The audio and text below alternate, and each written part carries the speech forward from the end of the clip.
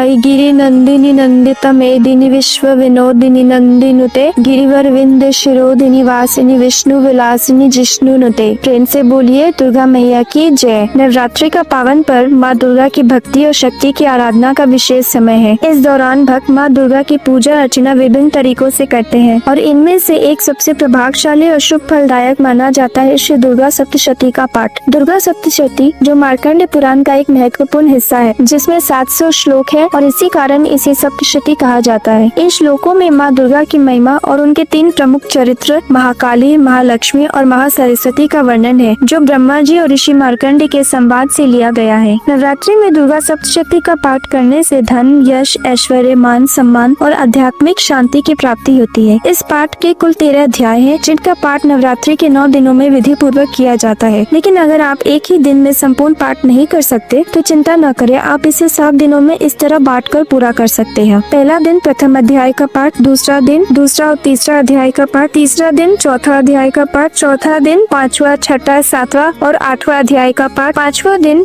9वां और 10वां अध्याय का पाठ, 6वां दिन 11वां अध्याय का पाठ, 7वां दिन 12वां और 13वां अध्याय का पाठ, 8वें दिन अपसित कुंजिका का पाठ करें, जिसके बिना दुर्गा सप्तशती का पाठ अधूरा है, और 9वीं के दिन मूर्ति रहस्य, हवन एवं क्षमा प्रार्थना अवश्य करें। इसके साथ साथ आप कन्या भोज भी अवश्य रखें, क्योंकि नवरात्रि में कन्या भोज बहुत ही आवश्यक होता है। तो चलिए शुरू करते हैं दुर्गा सप्तशती का संपूर्ण पाठ। अगर आप अलग अलग अध्याय सुनना चाहें तो वो वीडियो भी आप इसी चैनल पर सुन सकते हैं। तो जल्दी से मेरे चैनल को सब्सक्राइब कर लीजिए और बेल आइकन भी प्रेस करिए, ताकि आपको मेरे सभी वीडियो की जानकारी प्राप्त हो। प्रारंभ करते हैं दुर्गा सप्तशती पाठ। प्रथम चरित्र के ब्रह्मा ऋषि, महाकाली देवता, गायत्री छंद, नंदा शक्ति, रक्त दंती का बीज, अग्नि तत्व और ऋग्वेद स्वरूप है। श्री महाकाली देवता की प्रसन्नता के लिए प्रथम चरित्र के जप में विनियोग किया जाता है। भगवान विष्णु के सो जाने पर मधु और केटब को मारने के लिए कमल जन्मा ब्रह्मा जी ने जिनका स्तवन किया था, उन महाकाली देवी का मैं सेवन करता हूँ। वे अपने 10 हाथों में खड़ग, चक्र, गदा, बाण, धनुष, परिघ, शूल, भूशुंडी, मस्तक और शंख धारण करती है। उनके 3 नेत्र हैं। वे समस्त अंगों में दिव्य आभूषणों से विभूषित है। उनके शरीर की कांति नीलमणि के समान है तथा वे 10 मुख और 10 पैरों से युक्त है।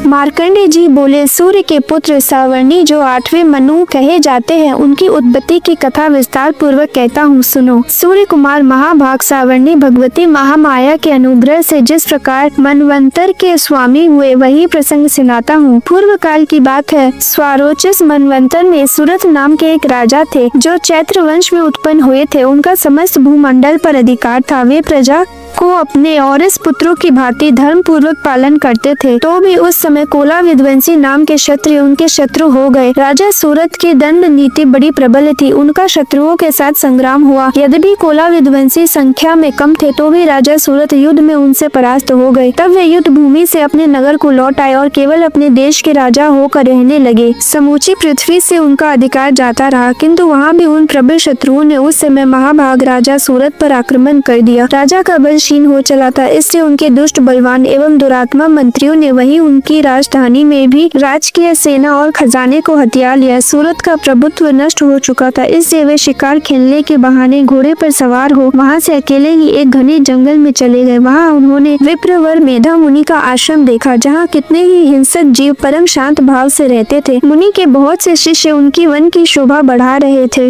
वहां जाने पर मुनि ने उनका सत्कार किया और वे उन मुनि श्रेष्ठ के आश्रम पर इधर उधर विचरते हुए कुछ काल तक रहे। फिर ममता से आकृष्ट चित्त होकर वहाँ इस प्रकार चिंता करने लगे, पूर्व काल में मेरे पूर्वजों ने जिसका पालन किया था, वही नगर आज मुझसे रहित है। पता नहीं मेरे दुराचारी भृत्यगण उसकी धर्म पूर्वक रक्षा करते हैं या नहीं। जो सदा मद की वर्षा करने वाला और शूरवीर था, वह मेरा प्रधान हाथी अब शत्रुओं के अधीन होकर न जाने किन भोगों को भोगता होगा। जो लोग मेरी कृपा, धन और भोजन पाने से सदा मेरे पीछे पीछे चलते थे, वे निश्चय ही अब दूसरे राजाओं का अनुसरण करते होंगे। उन अपव्ययी लोगों के द्वारा सदा खर्च होते रहने के कारण अत्यंत कष्ट में जमा किया हुआ मेरा वह खजाना खाली हो जाएगा। ये तथा और भी कई बातों के लिए राजा सूरत निरंतर सोचते रहते थे। एक दिन उन्होंने वहाँ विप्रवर मेधा के आश्रम के निकट एक वैश्य को देखा और उससे पूछा, भाई तुम कौन हो? यहाँ तुम्हारे आने का क्या कारण है? तुम क्यों शोकग्रस्त और अनमने से दिखाई देते हो? राजा सूरत का यह प्रेम पूर्वक कहा हुआ वचन सुनकर वैश्य ने विनीत भाव से उन्हें प्रणाम करके कहा, राजन, मैं धनियों के कुल में उत्पन्न एक वैश्य हूँ, मेरा नाम समाधि है। मेरे दुष्ट स्त्री पुत्रों ने धन के लोभ से मुझे घर से बाहर निकाल दिया है। मैं इस समय धन, स्त्री और पुत्रों से वंचित हूँ। मेरे विश्वसनीय बंधुओं ने मेरा ही धन लेकर मुझे दूर कर दिया है, इसलिए दुखी होकर मैं वन में चला आया हूँ। यहाँ रहकर मैं इस बात को नहीं जानता कि मेरे पुत्रों की, स्त्री के और स्वजनों की कुशल है या नहीं। इस समय घर में वे कुशल से रहते हैं अथवा उन्हें कोई कष्ट है। वे मेरे पुत्र कैसे हैं? क्या वे सदाचारी है अथवा दुराचारी हो गए हैं? राजा ने पूछा, जिन लोभी स्त्री, पुत्र आदि ने धन के कारण तुम्हें घर से निकाल दिया, उनके प्रति तुम्हारे चित्त में इतना स्नेह का बंधन क्यों है? वैश्य बोला, आप मेरे विषय में जैसी बात कहते हैं वह सब ठीक है, किंतु क्या करूं, मेरा मन निष्ठुरता नहीं धारण करता। जिन्होंने धन के लोभ में पकड़कर पिता के प्रति स्नेह और पति के प्रति प्रेम तथा आत्मीय जन के प्रति अनुराग को तिलांजलि दे मुझे घर से निकाल दिया है, उन्हीं के प्रति मेरे हृदय में इतना स्नेह है। महामते, गुणहीन बंधुओं के प्रति भी जो मेरा चित्त इस प्रकार प्रेममग्न हो रहा है, यह क्या है? इस बात को मैं जानकर भी नहीं जान पाता। उनके लिए मैं लंबी सांसें ले रहा हूँ और मेरा हृदय अत्यंत दुखित हो रहा है। उन लोगों में प्रेम का सर्वथा अभाव है, तो भी उनके प्रति जो मेरा मन निष्ठुर नहीं हो पाता, इसके लिए क्या करूँ? मार्कंडेय जी कहते हैं, हे ब्राह्मण, तदनंतर राजाओं में श्रेष्ठ सूरत और वह समाधि नामक वैश्य दोनों साथ साथ मेधा मुनि की सेवा में उपस्थित हुए और उनके साथ यथा योग्य विनय पूर्ण बर्ताव करके बैठे। तत्पश्चात वैश्य और राजा ने कुछ वार्तालाप आरंभ किया। राजा ने कहा, भगवान, मैं आपसे एक बात पूछना चाहता हूँ, उसे बताइए। मेरा चित्त अपने अधीन न होने के कारण वह बात मेरे मन को बहुत दुख देती है। जो राज्य मेरे हाथ से चला गया है, उसमें और उसके संपूर्ण अंगों में मेरी ममता बनी हुई है। हे मुनि श्रेष्ठ, यह जानते हुए भी कि वह मेरा नहीं है, अज्ञानी की भांति मुझे उसके लिए दुख होता है। यह क्या है? इधर वह वैश्य भी घर से अपमानित होकर आया है, इसके पुत्र, स्त्री और भृत्यों ने इसे छोड़ दिया है, स्वजनों ने भी इसका परित्याग कर दिया है, तो भी यह उनके प्रति अत्यंत हार्दिक स्नेह रखता है। इस प्रकार ये तथा मैं दोनों ही बहुत दुखी है। जिसमें प्रत्यक्ष दोष देखा गया है, उस विषय के लिए भी हमारे मन में ममता जनित आकर्षण पैदा हो रहा है। हे महाभाग, हम दोनों समझदार है, तो भी हमें जो मोह पैदा हुआ है, यह क्या है? विवेक शून्य पुरुष की भांति मुझमें और इसमें भी यह मूर्ता प्रत्यक्ष दिखाई देती है। ऋषि बोले, हे महाभाग, विषय मार्ग का ज्ञान सब जीवों को है। इस प्रकार विषय में सबके लिए अलग अलग है। कुछ प्राणी दिन में नहीं देखते और दूसरे रात में ही नहीं देखते, तथा कुछ जीव ऐसे हैं जो दिन और रात्रि में भी बराबर ही देखते हैं। यह ठीक है कि मनुष्य समझदार होते हैं, किंतु वे ही ऐसे नहीं होते। पशु, पक्षी और मृग आदि सभी प्राणी समझदार होते हैं। मनुष्यों की समझ भी वैसी ही होती है जैसे उस मृग और पक्षियों की होती है, तथा अन्य बातें भी प्राय दोनों में समान ही है। समझ होने पर भी इन पक्षियों को तो देखो, ये स्वयं भूख से पीड़ित होते हुए भी मोहवश बच्चों की चोंच में कितने चाव से अन्न के दाने डाल रहे हैं। हे नरश्रेष्ठ, क्या तुम नहीं देखते कि ये मनुष्य समझदार होते हुए भी लोभवश अपने किए हुए उपकार का बदला पाने के लिए पुत्रों की अभिलाषा करते हैं? यद्यपि उन सब में समझ की कमी नहीं है, तथापि वे संसार की स्थिति बनाए रखने वाली भगवती महामाया के प्रभाव द्वारा ममतामय भंवर से युक्त मोह के गहरे गतर में गिराए गए हैं। इसलिए इसमें आश्चर्य नहीं करना चाहिए। जगदीश्वर भगवान विष्णु की योग निद्रा रूपा जो भगवती महामाया है, उन्हीं से यह जगत मोहित हो रहा है। वे भगवती महामाया देवी ज्ञानियों के भी चित्त को बलपूर्वक खींच कर मोह में डाल देती है। वे इस संपूर्ण चराचर जगत की सृष्टि करती है तथा वे ही प्रसन्न होने पर मनुष्यों की मुक्ति के लिए वरदान देती है। वे ही परा विद्या, संसार बंधन और मोक्ष की हेतु भूता सनातनी देवी तथा संपूर्ण ईश्वरों की भी अधीश्वरी है। राजा ने पूछा, भगवान, जिन्हें आप महामाया कहते हैं, वे देवी कौन है? हे ब्राह्मण, उनका आविर्भाव कैसे हुआ तथा उनके चरित्र कौन कौन है? उन देवी का जैसा प्रभाव हो, जैसा स्वरूप हो, जिस प्रकार प्रादुर्भाव हुआ हो, वे सब मैं आपके मुख से सुनना चाहता हूँ। ऋषि बोले, हे राजन, वास्तव में तो वे देवी नित्य स्वरूपा ही है। संपूर्ण जगत उन्हीं का रूप है तथा उन्होंने समस्त विश्व को व्याप्त कर रखा है। तथापि उनका प्राकट्य अनेक प्रकार से होता है, वह मुझसे सुनो। यद्यपि वे नित्य और अजन्मी है, तथापि जब देवताओं का कार्य सिद्ध करने के लिए प्रकट होती है, उस समय लोक में उत्पन्न हुई कहलाती है। कल्प में अंत में जब संपूर्ण जगत एक आर्णव में निमग्न हो रहा था और सबके प्रभु भगवान विष्णु शेषनाग की शैया बिछाकर योग निद्रा का आश्रय ले सो रहे थे, उस समय उनके कानों के मैल से दो भयंकर असुर उत्पन्न उत्पन्न हुए जो मधु और केटब के नाम से विख्यात थे। वे दोनों ब्रह्मा जी का वध करने को तैयार हो गए। भगवान विष्णु के नाभि कमल में विराजमान प्रजापति ब्रह्मा जी ने जब उन दोनों भयानक असुरों को अपने पास आया और भगवान को सोया हुआ देख तब एकाग्रचित होकर उन्होंने भगवान विष्णु को जगाने के लिए उनके नेत्रों में निवास करने वाली योग निद्रा का स्तवन आरंभ किया,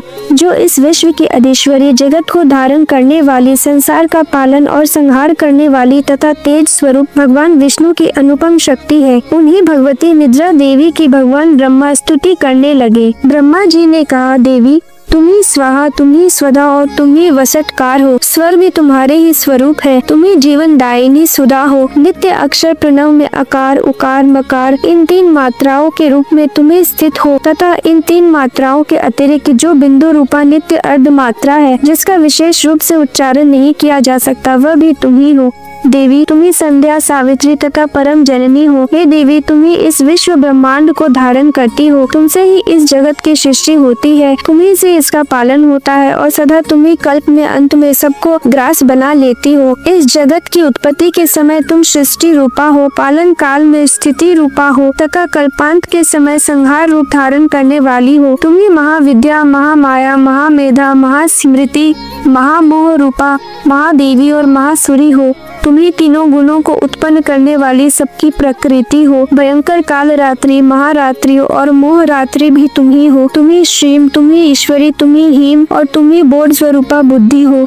लज्जा, पुष्टि, तुष्टि, शांति और क्षमा भी तुम ही हो। तुम खड़ग धारिणी, शूल धारिणी, घोर रूपा तथा गदा, चक्र, शंख और धनुष धारण करने वाली हो। बाण, भुशुंडी और परिघ ये भी तुम्हारे अस्त्र हैं। तुम सौम्य और सौम्यतर हो। इतना ही नहीं, जितने भी सौम्य एवं सुंदर पदार्थ है उन सब की अपेक्षा तुम अत्यधिक सुंदरी हो। पर और अपर सबसे परे रहने वाली परमेश्वरी तुम ही हो। सर्व स्वरूपे देवी, कहीं भी सत असत रूप जो कुछ वस्तुएं हैं और उन सब की जो शक्ति है वह तुम ही हो। ऐसी अवस्था में तुम्हारी स्तुति क्या हो सकती है। जो इस जगत के सृष्टि, पालन और संहार करते हैं उन भगवान को भी जब तुमने निद्रा के अधीन कर दिया है तब तुम्हारी स्तुति करने में यह कौन समर्थ हो सकता है। मुझको, भगवान शंकर को तथा भगवान विष्णु को भी तुमने ही शरीर धारण कराया है। अंत तुम्हारी स्तुति करने की शक्ति किसमें है। हे देवी तुम तो अपने ही इन उदार प्रभावों से ही प्रशंसित हो। ये जो दोनों असुर मधु और केटब है इनको मुंह में डाल दो और जगदीश्वर भगवान विष्णु को शीघ्र ही जगा दो। साथ ही इनके भीतर इन दोनों महान असुरों को मार डालने की बुद्धि उत्पन्न कर दो। ऋषि कहते हैं, हे राजन, जब ब्रह्मा जी ने वहाँ मधु और केटब को मारने के उद्देश्य से भगवान विष्णु को जगाने के लिए तमोगुण की अधिष्ठात्री देवी योग निद्रा की इस प्रकार स्तुति की, तब वे भगवान के नेत्र, मुख,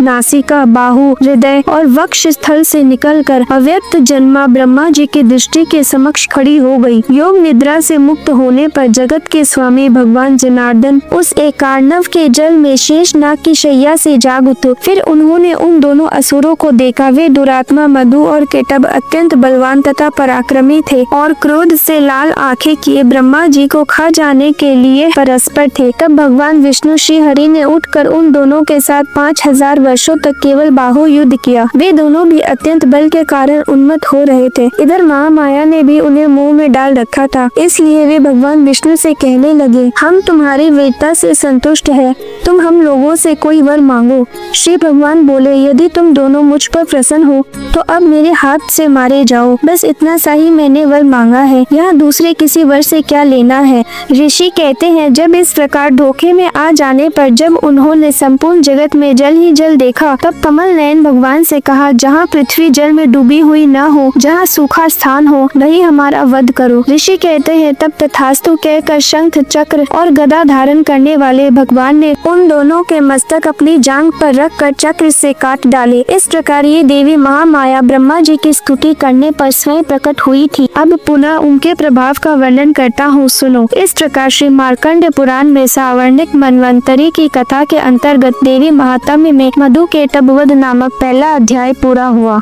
दूसरा अध्याय। ओम। मध्यम चरित्र के विष्णु ऋषि, माँ लक्ष्मी देवता, उष्णिक छंद, शाकंभरी शक्ति, दुर्गा बीज, वायु तत्व और यजुर्वेद स्वरूप है। श्री महालक्ष्मी की प्रसन्नता के लिए मध्यम चरित्र के पाठ में इसका विनियोग है। मैं कमल के आसन पर बैठी हुई प्रसन्न मुख वाली महिषासुर मर्दिनी भगवती महालक्ष्मी जी का भजन करता हूँ, जो अपने हाथों में अक्षमाला, फरसा, गदा, बाण, वज्र, पद्म, धनुष, कुंडिका, दंड, शक्ति, खड़ग, ढाल, शंख, घंटा, मधुपात्र, शूल, पाश और चक्र धारण करती हैं। ऋषि कहते हैं, पूर्व काल में देवताओं और असुरों में पूरे 100 वर्षों तक घोर संग्राम हुआ था। उसमें असुरों का स्वामी महिषासुर था और देवताओं के नायक इंद्र थे। उस युद्ध में देवताओं की सेना महाबली असुरों से परास्त हो गई। संपूर्ण देवताओं को जीतकर महिषासुर इंद्र बन बैठा। तब पराजित देवता प्रजापति ब्रह्मा जी को आगे करके उस स्थान पर गए जहाँ भगवान शंकर और विष्णु विराजमान थे। देवताओं ने महिषासुर के पराक्रम तथा अपनी पराजय का यथावत वृतांत उन दोनों देवेश्वरों से विस्तार पूर्वक कह सुनाया। वे बोले, भगवान, महिषासुर सूर्य, इंद्र, अग्नि, वायु, चंद्रमा, यम, वरुण तथा अन्य देवताओं के भी अधिकार छीनकर स्वयं ही सबका अधिष्ठाता बन बैठा है। उस दुरात्मा महिष ने समस्त देवताओं को स्वर्ग से निकाल दिया है। अब वे मनुष्यों की भांति पृथ्वी पर विचरते हैं। दैत्यों की ये सारी करतूत हमने आप लोगों से कह सुनाई। अब हम आपकी ही शरण में आए हैं। उसके वध का कोई उपाय सोचिए। इस प्रकार देवताओं के वचन सुनकर भगवान विष्णु और शिव ने दैत्यों पर बड़ा क्रोध किया। उनकी भौहें तन गई और मुंह टेढ़ा हो गया। तब अत्यंत कोप में भरे हुए चक्रपाणी श्री विष्णु के मुख से एक महान तेज प्रकट हुआ। इसी प्रकार ब्रह्मा, शंकर तथा इंद्र आदि अन्य देवताओं के शरीर से भी बड़ा भारी तेज निकला। वह सब मिलकर एक हो गया। महान तेज का वह पुंज जाज्वल्यमान पर्वत सा जान पड़ा। देवताओं ने देखा, वहाँ उसकी ज्वालाएं संपूर्ण दिशाओं में व्याप्त हो रही थी। संपूर्ण देवताओं के शरीर से प्रकट हुए उस तेज की कहीं तुलना नहीं थी। एकत्रित होने पर वह एक नारी के रूप में परिणित हो गया और अपने प्रकाश से तीनों लोक में व्याप्त जान पड़ा। भगवान शंकर का जो तेज था, उससे उस देवी का मुख प्रकट हुआ। यमराज के तेज से उसके सिर में बाल निकल आए। श्री विष्णु भगवान के तेज से उसकी भुजाएं उत्पन्न हुई। चंद्रमा के तेज से दोनों स्तनों का और इंद्र के तेज से मध्य भाग का प्रादुर्भाव हुआ। वरुण के तेज से जंगा और पिंडली तथा पृथ्वी के तेज से नितंब भाग प्रकट हुआ। ब्रह्मा के तेज से दोनों चरण और सूर्य के तेज से उसकी अंगुलियां हुई। वसुओं के तेज से हाथों की अंगुलियां और कुबेर के तेज से नासिका प्रकट हुई। उस देवी के दांत प्रजापति के तेज से और तीनों नेत्र अग्नि के तेज से प्रकट हुए थे। उसकी भौहें संध्या के और कान वायु के तेज से उत्पन्न हुए थे। इस प्रकार अन्य देवताओं के तेज से भी उस कल्याणमयी देवी का आविर्भाव हुआ। तदंतर समस्त देवताओं के तेज पुंज से प्रकट हुई देवी को देखकर महिषासुर के सताए हुए देवता बहुत प्रसन्न हुए। पिनाकधारी भगवान शंकर ने अपने शूल से एक शूल निकाल कर उन्हें दिया। फिर भगवान विष्णु ने भी अपने चक्र से चक्र उत्पन्न करके भगवती को अर्पण किया। वरुण ने भी शंख भेंट किया। अग्नि ने उन्हें शक्ति दी और वायु ने धनुष तथा बाण से भरे हुए 2 तरकस प्रदान किए। सहस्त्र नेत्रों वाले देवराज इंद्र ने अपने वज्र से वज्र उत्पन्न करके दिया और ऐरावत हाथी से उतार कर एक घंटा भी प्रदान किया। यमराज ने काल दंड से दंड, वरुण ने पाश, प्रजापति ने स्फटिकाक्षी माला तथा ब्रह्मा जी ने कमंडलू भेंट किया। सूर्य ने देवी के समस्त रोम कूपों में अपने किरणों का तेज भर दिया। काल ने उन्हें चमकती हुई ढाल और तलवार दी। क्षीर समुद्र ने उज्जवल हार तथा कभी जीर्ण न होने वाले 2 दिव्य वस्त्र भेंट किए। साथ ही उन्होंने दिव्य चूड़ामणि, 2 कुंडल, कड़े, उज्जवल अर्धचंद्र, सब बाहुओं के लिए केयूर, दोनों चरणों के लिए निर्मल नुपुर, गले के सिंदूर हंसनी और सब अंगुलियों में पहनने के लिए रत्नों की बनी अंगूठियां भी दी। विश्वकर्मा ने उन्हें अत्यंत निर्मल फरसा भेंट किया। साथ ही अनेक प्रकार के अस्त्र और अभेद कवच दिए। इनके सिवा मस्तक और वक्ष स्थल पर धारण करने के लिए कभी न कुमलाने वाले कमलों की मालाएं दी। जलधि ने उन्हें सुंदर कमल का फूल भेंट किया। हिमालय ने सवारी के लिए सिंह तथा भांति भांति के रत्न समर्पित किए। धना अध्यक्ष कुबेर ने मधुर से भरा पान पात्र दिया तथा संपूर्ण नागों के राजा शेष ने, जो इस पृथ्वी को धारण करते हैं, उन्हें बहुमूल्य मणियों से विभूषित नागहार भेंट किया। इसी प्रकार अन्य देवताओं ने भी आभूषण और अस्त्र शस्त्र देकर देवी का सम्मान किया। तत्पश्चात उन्होंने बार बार अट्टहास पूर्वक उच्च स्वर से गर्जना की। उनके भयंकर नाद से संपूर्ण आकाश गूंज उठा। देवी का वह अत्यंत उच्च स्वर से किया हुआ सिंह नाद कहीं समा न सका। आकाश उसके सामने सामने लघु प्रतीत होने लगा। उससे बड़े जोर की प्रतिध्वनि हुई जिससे संपूर्ण विश्व में हलचल मच गई और समुद्र कांप उठे, पृथ्वी डोलने लगी और समस्त पर्वत हिलने लगे। उस समय देवताओं ने अत्यंत प्रसन्नता के साथ सिंह वाहिनी भवानी से कहा, हे देवी तुम्हारी जय हो। साथ ही महर्षियों ने भक्ति भाव से विनम्र होकर उनका स्तवन किया।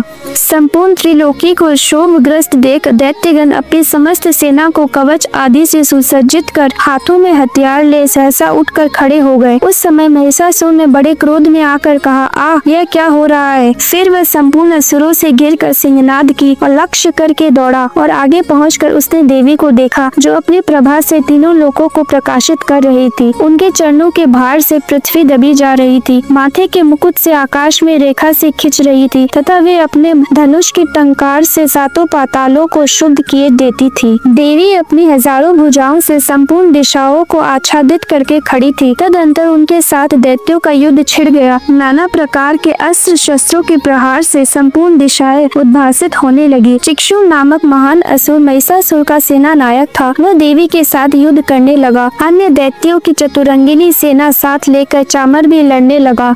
60,000 रथियों के साथ आकर उदग्र नामक महादैत्य ने लोहा लिया। 1 करोड़ रथियों को साथ लेकर महाहनु नामक दैत्य युद्ध करने लगा, जिसकी रोएं तलवार के समान तीखे थे। वह असीलोमा नामक महादैत्य 5 करोड़ रथी सैनिकों सहित युद्ध में आ डटा। 60 लाख रथियों से घिरा हुआ बास्कल नामक दैत्य भी उस युद्ध भूमि में लड़ने लगा। परिवारित नामक राक्षस हाथी सवार और घुड़सवारों के अनेक दलों तथा 1 करोड़ रथियों की सेना लेकर युद्ध करने लगा। बिडाल नामक दैत्य 5 अरब रथियों से घिरकर लोहा लेने लगा। इनके अतिरिक्त और भी हजारों महादैत्य रथ, हाथी और घोड़ों की सेना साथ लेकर वहां देवी के साथ युद्ध करने लगे। स्वयं महिषासुर उस रणभूमि में कोटि कोटि सहस्त्र रथ, हाथी और घोड़ों की सेना से घिरा हुआ खड़ा था। वह दैत्य देवी के साथ तोमर, भिंदीपाल, शक्ति, मूसल, खड़ग, परशु और पटिश आदि अस्त्र शस्त्रों का प्रहार करते हुए युद्ध कर रहे थे। कुछ दैत्यों ने उन पर शक्ति का प्रहार किया, कुछ लोगों ने पाश फेंके तथा कुछ दूसरे दैत्यों ने खड़ग प्रहार करके देवी को मार डालने का उद्योग किया। देवी ने भी क्रोध में भरकर खेल खेल में ही अपने अस्त्र शस्त्रों की वर्षा करके दैत्यों के वे समस्त अस्त्र शस्त्र काट डाले। उनके मुख पर परिश्रम या थकावट का रंज मात्र भी चिन्ह नहीं था। देवता और ऋषि उनकी स्तुति करते थे और वे भगवती परमेश्वरी दैत्यों के शरीरों पर अस्त्र शस्त्रों की वर्षा करती रही। देवी का वाहन सिंह भी क्रोध में भरकर गर्दनों के बालों को हिलाता हुआ असुरों की सेना में इस प्रकार विचरने लगा मानो वनों में दावानल फैल रहा हो। रणभूमि में दैत्यों के साथ युद्ध करती हुई अंबिका देवी ने जितने निश्वास छोड़े वे सभी तत्काल सैकड़ों हजारों गणों के रूप में प्रकट हो गए और परशु, भिंदीपाल, खड़ग तथा पटिश आदि अस्त्रों के द्वारा असुरों का सामना करने लगे। देवी की शक्ति से भरे हुए वे गण असुरों का नाश करते हुए नगाड़ा और शंख आदि बाजे बजाने लगे। उस संग्राम महोत्सव में कितने ही गण मृदंग बजा रहे थे। तदंतर देवी ने त्रिशूल से, गदा से, शक्ति की वर्षा से और खड़ग आदि से सैकड़ों महादैत्यों का संहार कर डाला। कितनों को घंटे के भयंकर नाद से मूर्छित करके मार गिराया। बहुतेरे दैत्यों को पाश से बांधकर धरती पर घसीटा। कितने ही दैत्य उनकी तीखी तलवार के मार से 2-2 टुकड़े हो गए। कितने ही गदा की चोट से घायल हो धरती पर सो गए। कितने ही मूसल की मार से अत्यंत आहत होकर रक्त वमन करने लगे। कुछ दैत्य शूल से छाती फट जाने के कारण पृथ्वी पर ढेर हो गए। उस रणांगन में बाण समूहों की वृष्टि से कितने ही असुरों की कमर टूट गई। बांस की तरह झपटने वाले देव पीड़क दैत्यगण अपने प्राणों से हाथ धोने लगे। किन्हीं की बाहें छिन्न भिन्न हो गई, कितनों की गर्दनें कट गई। कितने ही दैत्यों के मस्तक कट कट कर गिरने लगे। कुछ लोगों के शरीर मध्य भाग में ही विदीर्ण हो गए। कितने ही महादैत्य जांघें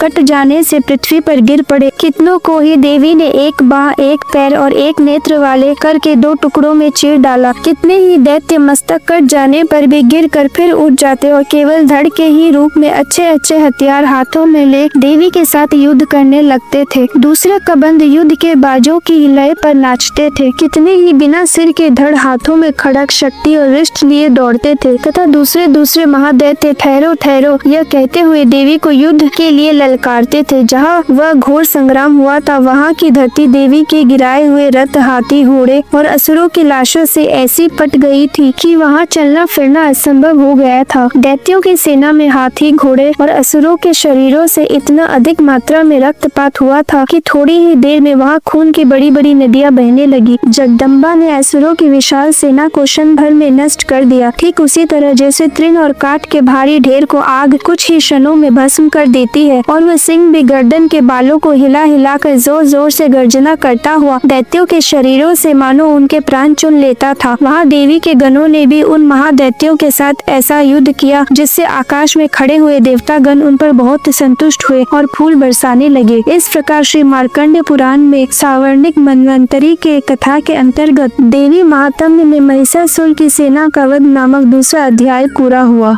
तीसरा अध्याय। जगदम्बा के श्री अंगों की कांति उदय काल के सहस्त्र सूर्यों के समान है। वे लाल रंग की रेशमी साड़ी पहने हुए हैं। उनके गले में मुंडमाला शोभा पा रही है। दोनों स्तनों पर रक्त चंदन का लेप लगा है। वे अपने कर कमलों में जप मालिका, विद्या और अभय तथा वर नामक मुद्राएं धारण किए हुए हैं। 3 नेत्रों से सुशोभित मुखार विंद की बड़ी शोभा हो रही है। उनके मस्तक पर चंद्रमा के साथ ही रत्नमय मुकुट बंधा है तथा वे कमल के आसन पर विराजमान है। ऐसी देवी को मैं भक्ति पूर्वक प्रणाम करता हूँ। ऋषि कहते हैं, दैत्यों की सेना को इस प्रकार तहस नहस होते देख महादैत्य सेनापति चिक्षुर क्रोध में भरकर अंबिका देवी से युद्ध करने के लिए आगे बढ़ा। वह असुर रणभूमि में देवी के ऊपर इस प्रकार बाणों की वर्षा करने लगा जैसे बादल मेरुगिरी के शिखर पर पानी की धार बरसा रहे हों। तब देवी ने अपने बाणों से उसके बाण समूह को अनायास ही काट कर उसके घोड़ों और सारथी को भी मार डाला। साथ ही उसके धनुष तथा अत्यंत ऊंची ध्वजा को भी तत्काल काट गिराया। धनुष कट जाने पर उसके अंगों को अपने बाणों से बींध डाला। धनुष, रथ, घोड़े और सारथी के नष्ट हो जाने पर वह असुर ढाल और तलवार लेकर देवी की ओर दौड़ा। उसने तीखी धार वाली तलवार से सिंह के मस्तक पर चोट करके देवी को भी बाईं भुजा में बड़े वेग से प्रहार किया। राजन, देवी की बाह पर पहुंचते ही वह तलवार टूट गई। फिर तो क्रोध से लाल आंखें करके उस राक्षस ने शूल हाथ में लिया और उसे उस महादैत्य ने भगवती भद्रकाली के ऊपर चलाया। वह शूल आकाश से गिरते हुए सूर्य मंडल की भांति अपने तेज से प्रज्वलित हो उठा। उस शूल को अपनी ओर आते देख देवी ने भी शूल का प्रहार किया। उससे राक्षस के शूल के सैकड़ों टुकड़े हो गए। साथ ही महादैत्य चिक्षुर की भी धज्जियां उड़ गई। वह प्राणों से हाथ धो बैठा। महिषासुर के सेनापति उस महापराक्रमी चिक्षुर के मारे जाने पर देवताओं को पीड़ा देने वाला चामर हाथी पर चढ़कर आया। उसने भी देवी के ऊपर शक्ति का प्रहार किया, किंतु जगदम्बा ने उसे अपने हुंकार से ही आहत एवं निष्प्रभ करके तत्काल पृथ्वी पर गिरा दिया। शक्ति टूटकर गिरी हुई देख चामर को बड़ा क्रोध हुआ। अब उसने अपना शूल चलाया, किंतु देवी ने उसे भी अपने बाणों द्वारा काट डाला। इतने में ही देवी का सिंह उछलकर हाथी के मस्तक पर चढ़ बैठा और उस दैत्य के साथ खूब जोर लगाकर बाहु युद्ध करने लगा। वे दोनों लड़ते लड़ते हाथी से पृथ्वी पर आ गए और अत्यंत क्रोध में भरकर एक दूसरे पर बड़े भयंकर प्रहार करते हुए लड़ने लगे। तदंतर सिंह बड़े वेग से आकाश की ओर उछला और उधर से गिरते समय उसने पंजों की मार से चामर का सिर धड़ से अलग कर दिया। इस प्रकार उदग्र भी शिला और वृक्ष की आदि की मार खाकर रणभूमि में देवी के हाथ से मारा गया तथा कराल भी दांतों, मुक्कों और थप्पड़ों की चोट से धराशायी हो गया। क्रोध में भरी हुई देवी ने गदा की चोट से उद्धत का कचुम्बर निकाल दिया। भिंदी पाल से वास्कल को तथा बाणों से ताम्र और अंधक को मौत के घाट उतार दिया। 3 नेत्रों वाली परमेश्वरी ने त्रिशूल से उग्रास्य, उग्रवीर्य तथा महाहनु नामक दैत्य को मार डाला। तलवार की चोट से विडाल के मस्तक को धड़ से काट गिराया। दुर्धर और दुर्मुख इन दोनों को भी अपने बाणों से यमलोक भेज दिया। इस प्रकार अपनी सेना का संहार होता देख महिषासुर ने भैंसे का रूप धारण करके देवी के गणों को त्रास देना आरंभ किया। किन्हीं को ठुठुन से मारकर, किन्हीं के ऊपर खुरों का प्रहार करके, किन्हीं को पूंछ से चोट पहुंचाकर, कुछ को सिंगों से विदीर्ण करके, कुछ गणों को वेग से, किन्हीं को सिंहनाद से, कुछ को चक्कर देकर और कितनों को निश्वास वायु के झोंके से धराशायी कर दिया। इस प्रकार गणों की सेना को गिराकर वह असुर महादेवी के सिंह को मारने के लिए झपटा। इससे जगदम्बा को बड़ा क्रोध हुआ। उधर महापराक्रमी महिषासुर भी क्रोध में भरकर धरती को खुरों से खोदने लगा तथा अपने सिंगों से ऊंचे ऊंचे पर्वतों को उठाकर फेंकने लगा और गरजने लगा। उसके वेग से चक्कर देने के कारण पृथ्वी शुद्ध होकर फटने लगी। उसकी पूंछ से टकराकर समुद्र सब ओर से धरती को डुबोने लगा। हिलते हुए सिंगों के आघात से विदीर्ण होकर बादलों के टुकड़े टुकड़े हो गए। उसके श्वास की प्रचंड वायु के वेग से उड़े हुए सैकड़ों पर्वत आकाश से गिरने लगे। इस प्रकार क्रोध में भरे हुए उस महादैत्य को अपनी ओर आते देख चंडिका ने उसका वध करने के लिए महान क्रोध किया। उन्होंने पाश फेंक कर उस महान असुर को बांध लिया। उस महासंग्राम में बंध जाने पर उसने भैंसे का रूप त्याग दिया और तत्काल सिंह के रूप में वह प्रकट प्रकट हो गया। उस अवस्था में जगदम्बा ज्यों ही उसका मस्तक काटने के लिए उद्युत हुई, त्यों ही वह खड्गधारी पुरुष के रूप में दिखाई देने लगा। तब देवी ने तुरंत ही बाणों की वर्षा करके ढाल और तलवार के साथ उस पुरुष को भी बींध डाला। इतने में ही वह महान गजराज के रूप में परिणत हो गया तथा अपनी सूंड से देवी के विशाल सिंह को खींचने और गरजने लगा। इस समय देवी ने तलवार से उसकी सूंड काट डाली। तब उस महादैत्य ने पुनः भैंसे का शरीर धारण कर लिया और पहले की भांति चराचर प्राणियों सहित तीनों लोकों को व्याकुल करने लगा। तब क्रोध में भरी हुई जगदम्बा चंडी का बारंबार उत्तम मधु का पान करने और लाल आंखें करके हंसने लगी। उधर वह बल और पराक्रम के मध्य से उन्मत्त हुआ राक्षस गरजने लगा और अपने सिंगों से चंडी के ऊपर पर्वतों को फेंकने लगा। उस समय देवी अपने बाणों के समूह से उसके फेंके हुए पर्वतों को चूर्ण करती हुई बोली। बोलते समय उनका मुख मधु के मध्य से लाल हो रहा था और वाणी लड़खड़ा रही थी। देवी ने कहा, ओ मूढ़, मैं जब तक मधु पीती हूँ तब तक तू क्षण भर के लिए खूब गरज ले। मेरे हाथ से तेरी मृत्यु हो जाने पर अब शीघ्र ही देवता भी गर्जना करेंगे। ऋषि कहते हैं, यो कहकर देवी उछली और उस महादैत्य के ऊपर चढ़ गई। फिर उसने पैर से उसे दबाकर उन्होंने शूल से उसके कंठ में आघात किया। उनके पैर से दबा होने पर भी महिषासुर अपने मुख से दूसरे रूप में बाहर आने लगा। अभी आधे शरीर से ही वह बाहर निकलने पाया था कि देवी ने अपने प्रभाव से उसे रोक दिया। आधा निकला होने पर भी वह दैत्य देवी से युद्ध करने लगा। तब देवी ने बहुत बड़ी तलवार से उसका मस्तक काट गिराया। फिर तो हाहाकार करती हुई दैत्यों की सारी सेना भाग गई तथा संपूर्ण देवता अत्यंत प्रसन्न हो गए। देवताओं ने दिव्य महर्षियों के साथ दुर्गा देवी का स्तवन किया। गंधर्वराज गाने लगे तथा अप्सराएं नृत्य करने लगी। इस प्रकार श्री मार्कंड पुराण में सावर्णिक मनवंतरी के कथा के अंतर्गत देवी महात्म्य में महिषासुर वध नामक तीसरा अध्याय पूरा हुआ। चौथा अध्याय, सिद्धि की इच्छा रखने वाले पुरुष जिनकी सेवा करते हैं तथा देवता जिन्हें सब ओर से घेरे रहते हैं, उन जया नाम वाली दुर्गा देवी का ध्यान करें। उनके श्री अंगों की आभा काले मेघ के समान श्याम है। वे अपने कटाक्षों से शत्रु समूह को भय प्रदान करती हैं। उनके मस्तक पर आबद्ध चंद्रमा की रेखा शोभा पाती है। वे अपने हाथों में शंख, चक्र, कृपान और त्रिशूल धारण करती है। उनके 3 नेत्र है। वे सिंह के कंधे पर चढ़ी हुई है और अपने तेज से तीनों लोकों को परिपूर्ण कर रही है। ऋषि कहते हैं, अत्यंत पराक्रमी दुरात्मा महिषासुर तथा उसकी दैत्य सेना के देवी के हाथ से मारे जाने पर इंद्र आदि देवता प्रणाम के लिए गर्दन तथा कंधे झुकाकर उन भगवती दुर्गा का उत्तम वचनों द्वारा स्तवन करने लगे। उस समय उनके सुंदर अंगों में अत्यंत हर्ष के कारण रोमांच हो आया था। देवता बोले, संपूर्ण देवताओं की शक्ति का समुदाय ही जिनका स्वरूप है तथा जिन देवी ने अपने शक्ति से संपूर्ण जगत को व्याप्त कर रखा है, समस्त देवताओं और महर्षियों की पूजनीय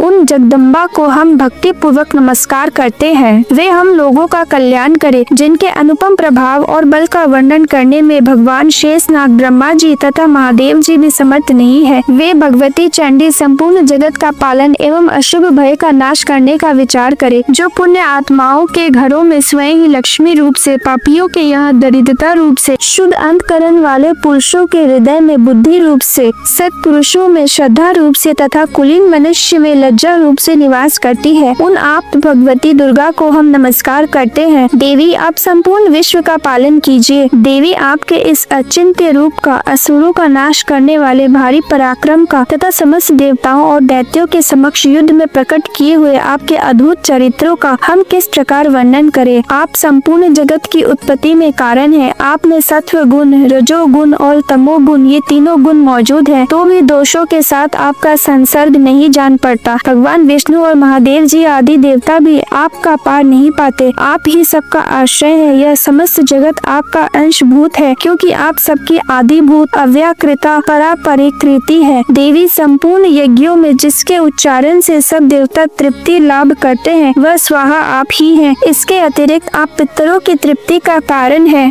एवं सब लोग आपको स्वधा भी कहते हैं। देवी, जो मोक्ष की प्राप्ति का साधन है, अचिंत्य महाव्रत स्वरूपा है, समस्त दोषों से रहित जितेंद्र तत्व को ही सार वस्तु मानने वाले तथा मोक्ष की अभिलाषा रखने वाले मुनि जन जिसका अभ्यास करते हैं, वह भगवती पराविद्या आप ही है। आप शब्द स्वरूपा है। अत्यंत निर्मल ऋग्वेद, यजुर्वेद तथा उद्गीत के मनोहर पदों के पाठ से युक्त सामदेव का भी आधार आप ही है। आप देवी तीनों वेद और भगवती 6 ऐश्वर्यों से युक्त है। इस विश्व की उत्पत्ति एवं पालन के लिए आप ही वार्ता के रूप में प्रकट हुई है। आप संपूर्ण जगत की घोर पीड़ा का नाश करने वाली है। हे देवी, जिसे समस्त समस्त शास्त्रों का सार का ज्ञान होता है वो मेधा शक्ति आप ही हैं। दुर्गम भव सागर से पार उतारने वाली नौका रूप दुर्गा देवी भी आपकी है। आपकी कहीं भी आसक्ति नहीं है। केटव के शत्रु भगवान विष्णु के वक्ष स्थल में एकमात्र निवास करने वाली भगवती लक्ष्मी तथा भगवान चंद्रशेखर द्वारा सम्मानित गौरी देवी भी आप ही है। आपका मुख मंद मुस्कान से सुशोभित निर्मल पूर्ण चंद्रमा के बिंब का अनुकरण करने वाला और उत्तम सुवर्ण की मनोहर कांति से कमनीय है। तो भी उसे देखकर महिषासुर को क्रोध हुआ और सहसा उसने उस पर प्रहार कर दिया। यह बड़े आश्चर्य की बात है। हे देवी, वही मुख जब क्रोध से युक्त होने पर उदय काल के चंद्रमा की भांति लाल और तनी हुई भौहों के कारण विकराल हो उठा, तब उसे देखकर जो महिषासुर के प्राण तुरंत नहीं निकल गए, यह उससे भी बढ़कर आश्चर्य की बात है, क्योंकि क्रोध में भरे हुए यमराज को देखकर भला कौन जीवित रह सकता है। हे देवी, आप प्रसन्न हो। परमात्मा स्वरूपा आपके प्रसन्न होने पर जगत का अभ्युदय होता है और क्रोध में भर जाने पर आप तत्काल ही कितने कुलों का सर्वनाश कर डालती हैं। यह बात अभी अनुभव में आई है, क्योंकि महिषासुर की यह विशाल सेना क्षण भर में आपके कोप से नष्ट हो गई है। सदा अभ्युदय प्रदान करने वाली आप जिन पर प्रसन्न रहती हैं, वे ही देश में सम्मानित है। उन्हीं को धन और यश की प्राप्ति होती है। उन्हीं का धर्म कभी शिथिल नहीं होता तथा वे ही अपने हष्ट पुष्ट स्त्री पुत्र और मृत्यु के साथ धन्य माने जाते हैं। देवी, आपकी ही कृपा से पुण्य आत्मा पुरुष प्रतिदिन अत्यंत श्रद्धा पूर्वक सदा सब प्रकार के धर्मानुकूल कर्म करता है और उसके प्रभाव से स्वर्ग लोक में जाता है। इसलिए आप तीनों लोकों में निश्चय ही मनोवांछित फल देने वाली हैं। माँ दुर्गे, आप स्मरण करने पर सब प्राणियों का भय हर लेती है और स्वस्थ पुरुषों द्वारा चिंतन करने पर उन्हें परम कल्याणमयी बुद्धि प्रदान करती है। दुख दरिद्रता और भय हरने वाली देवी, आपके सिवा दूसरी कौन है जिसका चित्त सबका उपकार करने के लिए सदा ही दयाद्र रहता हो। देवी, इन राक्षसों के मारने से संसार को सुख मिले तथा ये राक्षस चिर काल तक नरक में रहने के लिए भले ही पाप करते रहे हों, इस समय संग्राम मृत्यु को प्राप्त होकर स्वर्ग लोक में जाए, निश्चय ही यही सोचकर आप शत्रुओं का वध करती है। आप शत्रुओं पर शस्त्रों का प्रहार क्यों करती है? समस्त असुरों को दृष्टिपात मात्र से ही भस्म क्यों नहीं कर देती? इसमें एक रहस्य है। ये शत्रु भी हमारे शस्त्रों से पवित्र होकर उत्तम लोकों में जाए, इस प्रकार उनके प्रति भी आपका विचार अत्यंत उत्तम रहता है। खड्ग के तेज पुंज की भयंकर दीप्ति से तथा आपके त्रिशूल के अग्रभाग की घनीभूत प्रभा से चौंधिया कर जो असुरों की आंखें फूट नहीं गई, उसमें कारण यही था कि वे मनोहर रश्मियों से युक्त चंद्रमा के समान आनंद प्रदान करने वाले आपके इस सुंदर मुख का दर्शन करते थे। हे देवी, आपका शील दुराचारियों के बुरे बर्ताव को दूर करने वाला है। साथ ही यह ऐसा रूप है जो कभी चिंतन में भी नहीं आ सकता और जिसकी कभी दूसरों से तुलना भी नहीं की जा सकती, तथा आपका बल और पराक्रम तो उन दैत्यों का भी नाश करने वाला है जो कभी देवताओं के पराक्रम को भी नष्ट कर चुके थे। इस प्रकार आपने शत्रुओं पर भी अपनी दया ही प्रकट की है। वरदायिनी देवी, आपके इस पराक्रम की किसके साथ तुलना हो सकती है तथा शत्रुओं को भय देने वाला एवं अत्यंत मनोहर ऐसा रूप भी आपके सिवा और कहाँ है? हृदय में कृपा और युद्ध में निष्ठुरता, ये दोनों बातें तीनों लोकों के भीतर केवल आप में ही देखी गई है। माता, आपने शत्रुओं का नाश करके इस समस्त त्रिलोकी की रक्षा की है। उन शत्रुओं को भी युद्ध भूमि में मार कर स्वर्ग लोक में पहुँचाया है तथा उन्मत्त दैत्यों से प्राप्त होने वाले हम लोगों के भय को भी दूर कर दिया है। आपको हमारा नमस्कार है। हे देवी, आप शूल से हमारी रक्षा करें। अंबिके, आप खड्ग से भी हमारी रक्षा करें तथा घंटा की ध्वनि और धनुष के टंकार से भी हम लोगों की रक्षा करें। चंडिके, पूर्व पश्चिम और दक्षिण दिशा में आप हमारी रक्षा करें तथा ईश्वरी, अपने त्रिशूल को घुमाकर आप उत्तर दिशा में भी हमारी रक्षा करें। तीनों लोकों में आपके जो परम सुंदर एवं अत्यंत भयंकर रूप विचरते रहते हैं, उनके द्वारा भी आप हमारी तथा इस भूलोक की रक्षा करें। अंबिके, आपके कर पल्लवों में शोभा पाने वाले खड्ग, शूल और गदा आदि जो जो अस्त्र हो, उन सब के द्वारा आप सब ओर से हम लोगों की रक्षा करें। ऋषि कहते हैं, इस प्रकार जब देवताओं ने जगन माता दुर्गा की स्तुति की और नंदन वन के दिव्य पुष्पों एवं गंध चंदन आदि के द्वारा उनका पूजन किया, फिर सब ने मिलकर जब भक्ति पूर्वक दिव्य धूपों की सुगंध निवेदन की, तब देवी ने प्रसन्न वदन होकर प्रणाम करते हुए सब देवताओं से कहा, हे देवताओं, तुम सब लोग मुझसे जिस वस्तु की अभिलाषा रखते हो उसे मांगो।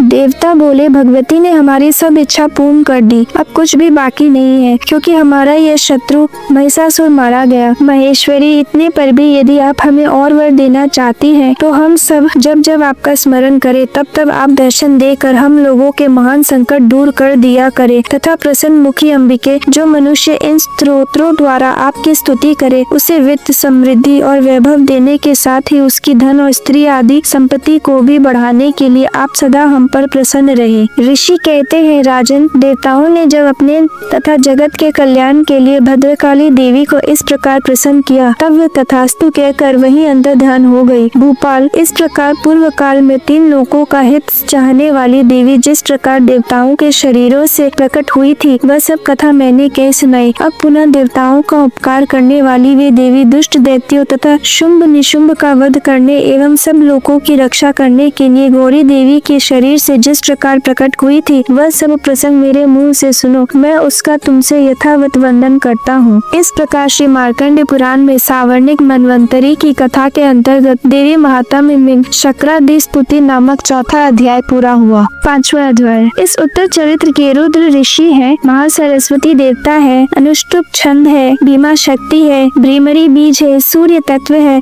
और सामदेव स्वरूप है। महासरस्वती की प्रसन्नता के लिए उत्तर चरित्र के पाठ में इसका विनियोग किया जाता है, जो अपने कर कमलों में घंटा, शूल, हल, शंख, मूसल, चक्र, धनुष और बाण धारण करती है। शरद ऋतु के शोभा संपन्न चंद्रमा के समान जिनकी मनोहर कांति है, जो तीनों लोकों की आधारभूता और शुंभ आदि दैत्यों का नाश करने वाली है, तथा गौरी के शरीर से जिनका प्राकट्य हुआ है, उन महासरस्वती देवी का मैं निरंतर भजन करता हूँ। ऋषि कहते हैं, पूर्व काल में शुंभ और निशुंभ नामक असुरों ने अपने बल के घमंड में आकर सचीपति इंद्र के हाथ से तीनों लोकों का राज्य और यज्ञ भाग छीन लिए। वे ही दोनों सूर्य, चंद्रमा, कुबेर, यम और वरुण के अधिकार का भी उपयोग करने लगे। वायु और अग्नि का कार्य भी वे ही करने लगे। उन दोनों ने सब देवताओं को अपमानित, राज्य भ्रष्ट, पराजित तथा अधिकारहीन करके स्वर्ग से निकाल दिया। उन दोनों महान असुरों से तिरस्कृत देवताओं ने अपराजिता देवी का स्मरण किया और सोचा, जगदम्बा ने हम लोगों को वर दिया था कि आपत्ति काल में स्मरण करने पर मैं तुम्हारी सब आपत्तियों का तत्काल नाश कर दूंगी। यह विचार कर देवता गिरिराज हिमालय पर गए और वहाँ भगवती विष्णु माया की स्तुति करने लगे। देवता बोले, देवी को नमस्कार है, महादेवी शिवा को सर्वदा नमस्कार है, प्रकृति एवं भद्रा को प्रणाम है। हम लोग नियम पूर्वक जगदम्बा को नमस्कार करते हैं, रौद्रा को नमस्कार करते हैं, नित्या, गौरी एवं धात्री को बारंबार नमस्कार करते हैं, ज्योत्सना में चंद्र रूपिणी एवं सुख स्वरूपा देवी को सतत प्रणाम करते हैं। शरणागतों का कल्याण करने वाली विधि एवं सिद्ध रूपा देवी को हम बारंबार नमस्कार करते हैं। राक्षसों की लक्ष्मी, राजाओं की लक्ष्मी तथा शिव पत्नी स्वरूपा आप जगदम्बा को बार बार नमस्कार है। दुर्गा, दुर्ग पारा, सारा, सर्वकारिणी, ख्याति, कृष्णा और धूम्रा देवी को सर्वदा नमस्कार है। अत्यंत सौम्य तथा अत्यंत रौद्र रूपा देवी को हम नमस्कार करते हैं, उन्हें हमारा बारंबार प्रणाम है। जगत की आधारभूता कृति देवी को बारंबार नमस्कार है। जो देवी सब प्राणियों में विष्णु माया के नाम से कही जाती है, उनको नमस्कार, उनको नमस्कार, उनको बारंबार नमस्कार है। जो देवी सब प्राणियों में चेतना कहलाती है, उनको नमस्कार, उनको नमस्कार, उनको बार बार नमस्कार है। जो देवी सब प्राणियों में बुद्धि रूप से स्थित है, उनको नमस्कार, उनको नमस्कार, उनको बार बार नमस्कार है। जो देवी सब प्राणियों में निद्रा रूप से स्थित है, उनको नमस्कार, उनको नमस्कार, उनको बार बार नमस्कार है। जो देवी सब प्राणियों में शुद्धा रूप से स्थित है, उनको नमस्कार, उनको नमस्कार, उनको बार बार नमस्कार है। जो देवी सब प्राणियों में छाया रूप से स्थित है, उनको नमस्कार, उनको नमस्कार, उनको बार बार नमस्कार है। जो देवी सब प्राणियों में शक्ति रूप से स्थित है, उनको नमस्कार, उनको नमस्कार, उनको बार बार नमस्कार है। जो देवी सब प्राणियों में तृष्णा रूप से स्थित है, उनको नमस्कार, उनको नमस्कार, उनको बार बार नमस्कार है। जो देवी सब प्राणियों में शांति रूप से स्थित है, उनको नमस्कार, उनको नमस्कार, उनको बार बार नमस्कार है। जो देवी सब प्राणियों में जाति रूप से स्थित है, उनको नमस्कार, उनको नमस्कार, उनको बार बार नमस्कार है। जो देवी सब प्राणियों में लज्जा रूप से स्थित है, उनको नमस्कार, उनको नमस्कार, उनको बार बार नमस्कार है। जो देवी सब प्राणियों में शांति रूप से स्थित है, उनको नमस्कार, उनको नमस्कार, उनको बार बार नमस्कार है। जो देवी सब प्राणियों में श्रद्धा रूप से स्थित है, उनको नमस्कार, उनको नमस्कार, उनको बार बार नमस्कार है। जो देवी सब प्राणियों में कांति रूप से स्थित है, उनको नमस्कार, उनको नमस्कार, उनको बार बार नमस्कार है। जो देवी सब प्राणियों में लक्ष्मी रूप से स्थित है, उनको नमस्कार, उनको नमस्कार, उनको बार बार नमस्कार है। जो देवी सब प्राणियों में वृत्ति रूप से स्थित है, उनको नमस्कार, उनको नमस्कार, उनको बार बार नमस्कार है। जो देवी सब प्राणियों में स्मृति रूप से स्थित है उनको नमस्कार, उनको नमस्कार, उनको बार बार नमस्कार है। जो देवी सब प्राणियों में दया रूप से स्थित है उनको नमस्कार, उनको नमस्कार, उनको बार बार नमस्कार है। जो देवी सब प्राणियों में दृष्टि रूप से स्थित है उनको नमस्कार, उनको नमस्कार, उनको बार बार नमस्कार है। जो देवी सब प्राणियों में माता रूप से स्थित है उनको नमस्कार, उनको नमस्कार, उनको बार बार नमस्कार है। जो देवी सब प्राणियों में भ्रांति रूप से स्थित है उनको नमस्कार, उनको नमस्कार, उनको बार बार नमस्कार है। जो जीवों के इंद्रिय वर्ग की अधिष्ठात्री देवी एवं सब प्राणियों में सदा व्याप्त रहने वाली है उन व्याप्ति देवी को बारंबार नमस्कार है। जो देवी चैतन्य रूप से इस संपूर्ण जगत को व्याप्त करके स्थित है उनको नमस्कार, उनको नमस्कार, उनको बारंबार नमस्कार है। पूर्व काल में अपने अभिष्ट की प्राप्ति होने से देवताओं ने जिनकी स्तुति की तथा देवराज इंद्र ने बहुत दिनों तक जिनका सेवन किया, वह कल्याण की साधन भूता ईश्वरी हमारा कल्याण और मंगल करे तथा सारी आपत्तियों का नाश कर डाले। उद्दंड दैत्यों से सताए हुए हम सभी देवता जिन परमेश्वरी को इस समय नमस्कार करते हैं तथा जो भक्ति से विनम्र पुरुषों द्वारा स्मरण की जाने पर तत्काल ही संपूर्ण विपत्तियों का नाश कर देती है, वे जगदम्बा हमारा संकट दूर करे। ऋषि कहते हैं, राजन, जब इस प्रकार देवता स्तुति कर रहे थे उस समय पार्वती देवी गंगा जी के जल में स्नान करने के लिए वहां आई। उन सुंदर बाहों वाली भगवती ने देवताओं से पूछा, आप लोग यहाँ किसकी स्तुति करते हैं? तब उन्हीं के शरीर कोश से प्रकट हुई शिवा देवी बोली, शुंभ दैत्य से तिरस्कृत और युद्ध में निशुंभ से पराजित हो यहाँ एकत्रित हुए ये समस्त देवता यह मेरी ही स्तुति कर रहे हैं। पार्वती जी के शरीर कोश से अंबिका का प्रादुर्भाव हुआ था, इसलिए वे समस्त लोकों में कौशिकी कही जाती है। कौशिकी के प्रकट होने के बाद पार्वती देवी का शरीर काले रंग का हो गया, अतः वे हिमालय पर रहने वाली कालिका देवी के नाम से विख्यात हुई। तदंतर शुंभ निशुंभ के भृत्य चंड मुंड वहां आए और उन्होंने परम मनोहर रूप धारण करने वाली अंबिका देवी को देखा।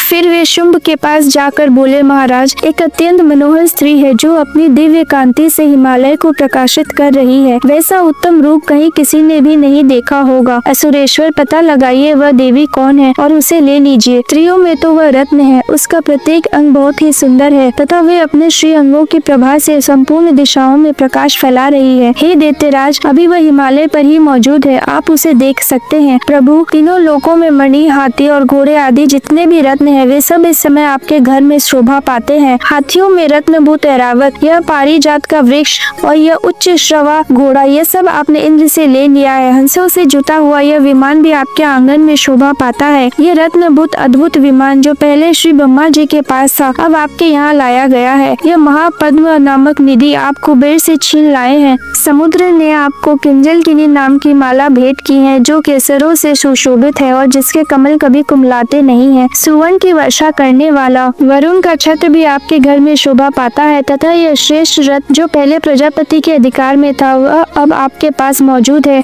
दैत्य ईश्वर मृत्यु की उत्क्रांति दा नाम वाली शक्ति भी आपने छीन ली है तथा वरुण का पाश और समुद्र में होने वाले सब प्रकार के रत्न आपके भाई निशुंभ के अधिकार में है। अग्नि ने भी स्वतः शुद्ध किए हुए 2 वस्त्र आपकी सेवा में अर्पित किए हैं। दैत्यराज, इस प्रकार सभी रत्न आपने एकत्र कर लिए हैं। फिर जो यह स्त्रियों में रत्न रूप कल्याणमयी देवी है इसे आप क्यों नहीं अपने अधिकार में कर लेते? ऋषि कहते हैं, चंड मुंड का यह वचन सुनकर शुंभ ने महादैत्य सुग्रीव को दूत बनाकर देवी के पास भेजा और कहा, तुम मेरी आज्ञा से उसके सामने ये बातें कहना और ऐसा उपाय करना जिससे प्रसन्न होकर वह शीघ्र ही यहाँ आ जाए। वह दूत पर्वत के अत्यंत रमणीय प्रदेश में जहाँ देवी मौजूद थी गया और मधुर वाणी में कोमल वचन बोला। दूत बोला, देवी, दैत्यराज शुंभ इस समय तीनों लोकों के परमेश्वर है। मैं उन्हीं का भेजा हुआ दूत हूँ और यहाँ तुम्हारे ही पास आया हूँ। उनकी आज्ञा सदा सब देवता एक स्वर से मानते हैं, कोई उसका उल्लंघन नहीं कर सकता। वे संपूर्ण देवताओं को परास्त कर चुके हैं। उन्होंने तुम्हारे लिए जो संदेश दिया है उसे सुनो। संपूर्ण त्रिलोकी मेरे अधिकार में है, देवता भी मेरी आज्ञा के अधीन चलते हैं। संपूर्ण यज्ञों के भागों को मैं ही पृथक पृथक भोगता हूँ। तीनों लोकों में जितने श्रेष्ठ रत्न है वे सब मेरे अधिकार में है। देवराज इंद्र का वाहन है रावत जो हाथियों में रत्न के समान है, मैंने छीन लिया है। क्षीर सागर का मंथन करने से जो अश्व रत्न उच्च श्रवा प्रकट हुआ था उसे देवताओं ने मेरे पैरों पर पड़कर समर्पित किया है। सुंदरी, उनके सिवा और भी जितने रत्नभूत पदार्थ देवताओं, गंधर्वों और नागों के पास थे वे सब मेरे ही पास आ गए हैं। देवी, हम लोग तुम्हें संसार की स्त्रियों में रत्न मानते हैं, अतः तुम हमारे पास आ जाओ, क्योंकि रत्नों का उपभोग करने वाले हम ही हैं। चंचल कटाक्षों वाली सुंदरी, तुम मेरी या मेरे भाई महापराक्रमी निशुंभ की सेवा में आ जाओ, क्योंकि तुम रत्न स्वरूपा हो। मेरा वरण करने से तुम्हें तुलना रहित महान ऐश्वर्य की प्राप्ति होगी। अपनी बुद्धि से यह विचार कर तुम मेरी पत्नी बन जाओ। ऋषि कहते हैं, दूत के यूँ कहने पर कल्याणमयी भगवती दुर्गा देवी जो इस जगत को धारण करती है, मन ही मन गंभीर भाव से मुस्कुराई और इस प्रकार बोली। देवी ने कहा, दूत, तुमने सत्य कहा है, इसमें तनिक भी मिथ्या नहीं है। शुंभ तीनों लोकों का स्वामी है और निशुंभ भी उसी के समान पराक्रमी है, किंतु इस विषय में मैंने जो प्रतिज्ञा कर ली है उसे मिथ्या कैसे करूं? मैंने अपनी अल्प बुद्धि के कारण पहले से जो प्रतिज्ञा कर रखी है उसे सुनो। जो मुझे संग्राम में जीत लेगा, जो मेरे अभिमान को चूर्ण कर देगा तथा संसार में जो मेरे समान बलवान होगा, वही मेरा स्वामी होगा। इसलिए शुंभ अथवा महादैत्य निशुंभ स्वयं ही यहाँ पधारे और मुझे जीत कर शीघ्र ही मेरा पानी ग्रहण कर ले। इसमें विलंब की क्या आवश्यकता है? दूत बोला, देवी, तुम घमंड में भरी हो, मेरे सामने ऐसी बातें न करो। तीनों लोकों में कौन ऐसा पुरुष है जो शुंभ निशुंभ के सामने खड़ा हो सके? देवी, अन्य दैत्यों के सामने भी सारे देवता युद्ध में नहीं ठहर सकते, फिर तुम अकेली स्त्री होकर कैसे ठहर सकती हो? जिन शुंभ आदि दैत्यों के सामने इंद्र आदि सब देवता भी युद्ध में खड़े नहीं हुए, उनके सामने तुम स्त्री होकर कैसे जाओगी? इसलिए तुम मेरे ही कहने से शुंभ निशुंभ के पास चली चलो। ऐसा करने से तुम्हारे गौरव की रक्षा होगी, अन्यथा जब वे केश पकड़कर घसीटेंगे तब तुम्हें अपनी प्रतिष्ठा खोकर जाना पड़ेगा। देवी ने कहा, तुम्हारा कहना ठीक है, शुंभ बलवान है और निशुंभ भी बड़े पराक्रमी है, किंतु क्या करूं, मैंने पहले बिना सोचे समझे प्रतिज्ञा कर ली है, अतः अब तुम जाओ। मैंने तुमसे जो कहा है वे सब दैत्यराज से आदर पूर्वक कहना, फिर वे जो उचित जान पड़े करे। इस प्रकार श्री मार्कंड पुराण में सावर्णिक मनवंतरी की कथा के अंतर्गत देवी महात्म्य में देवी दूत संवाद नामक 5वां अध्याय पूरा हुआ। 6वां अध्याय में सर्वज्ञेश्वर भैरव के अंक में निवास करने वाले परमोत्कृष्ट पद्मावती देवी का चिंतन करता हूँ। वे नागराज के आसन पर बैठी हैं। नागों के फणों में सुशोभित होने वाली मणियों की विशाल माला से उनकी देहलता उद्भासित हो रही है। सूर्य के समान उनका तेज है। 3 नेत्र उनकी शोभा बढ़ा रहे हैं। वे हाथों में माला, कुंभ, कपाल और कमल लिए हुए हैं तथा उनके मस्तक में अर्धचंद्र का मुकुट सुशोभित है। ऋषि कहते हैं, देवी का यह कथन सुनकर दूत को बड़ा अमर्ष हुआ और उसने दैत्यराज के पास जाकर सब समाचार विस्तार पूर्वक कह सुनाया। दूत के उस वचन को सुनकर दैत्यराज कुपित हो उठा और दैत्य सेनापति धूम्रलोचन से बोला, धूम्रलोचन, तुम शीघ्र अपनी सेना साथ लेकर जाओ और उस दुष्टा के केश पकड़कर घसीटते हुए उसे बलपूर्वक यहाँ ले आओ। उसकी रक्षा करने के लिए यदि कोई दूसरा खड़ा हो तो वह देवता, यक्ष अथवा गंधर्व ही क्यों न हो, उसे अवश्य मार डालना। ऋषि कहते हैं, शुंभ के इस प्रकार आज्ञा देने पर वह धूम्रलोचन दैत्य 60,000 असुरों की सेना को साथ लेकर वहाँ से तुरंत चल दिया। वहाँ पहुंचकर उसने हिमालय पर रहने वाली देवी को देखा और ललकार कर कहा, अरे तू शुंभ निशुंभ के पास चल। यदि इस समय प्रसन्नता पूर्वक मेरे स्वामी के समीप नहीं चलेगी तो मैं बलपूर्वक झूठा पकड़कर घसीटते हुए तुझे ले चलूंगा। देवी बोली, तुम्हें दैत्यों के राजा ने भेजा है, तुम स्वयं भी बलवान हो और तुम्हारे साथ विशाल सेना भी है। ऐसी दशा में यदि मुझे बलपूर्वक ले चलोगे तो मैं तुम्हारा क्या कर सकती हूँ? ऋषि कहते हैं, देवी के यो कहने पर असुर धूम्रलोचन उनकी ओर दौड़ा। तब अंबिका ने हूँ शब्द के उच्चारण मात्र से उसे भस्म कर दिया। फिर तो क्रोध में भरी हुई दैत्यों की विशाल सेना और अंबिका ने एक दूसरे पर तीखे सहायक और शक्तियों तथा फरसों की वर्षा आरंभ की। इतने में ही देवी का वाहन सिंह क्रोध में भरकर भयंकर गर्जना करके गर्दन के बालों को हिलाता हुआ असुरों की सेना में कूद पड़ा। उसने कुछ दैत्यों को पंजों की मार से, कितनों को अपनी जबड़ों से और कितने ही महादैत्यों को पटक कर ऊंट की दाढ़ों से घायल करके मार डाला। उस सिंह ने अपने नखों से कितनों के पेट फाड़ डाले और थप्पड़ मारकर कितनों के सिर धड़ से अलग कर दिए। कितनों की भुजाएं और मस्तक काट डाले तथा अपनी गर्दन के बाल हिलाते हुए उसने दूसरे दैत्यों के पेट फाड़कर उनका रक्त चूस लिया। अत्यंत क्रोध में भरे हुए देवी के वाहन उस महाबली सिंह ने क्षण भर में ही असुरों की सारी सेना का संहार कर डाला। शुंभ ने जब सुना कि देवी ने धूम्रलोचन असुर को मार डाला तथा उसके सिंह ने सारी सेना का सफाया कर डाला, तब उस दैत्यराज को बड़ा क्रोध हुआ। उसका ओंठ कांपने लगा। उसने चंड और मुंड नामक 2 महादैत्यों को आज्ञा दी, हे चंड और हे मुंड, तुम लोग बहुत बड़ी सेना लेकर वहाँ जाओ। उस देवी के झोंटे पकड़कर अथवा उसे बांधकर शीघ्र ही यहाँ ले आओ। यदि इस प्रकार उसको लाने में संदेह हो तो युद्ध में सब प्रकार के अस्त्र शस्त्रों तथा समस्त असुरों की सेना का प्रयोग करके उसकी हत्या कर डालना। उस दुष्टा की हत्या होने तथा सिंह के भी मारे जाने पर उस अंबिका को बांधकर साथ ले शीघ्र ही लौट आना। इस प्रकार श्री मार्कंड पुराण में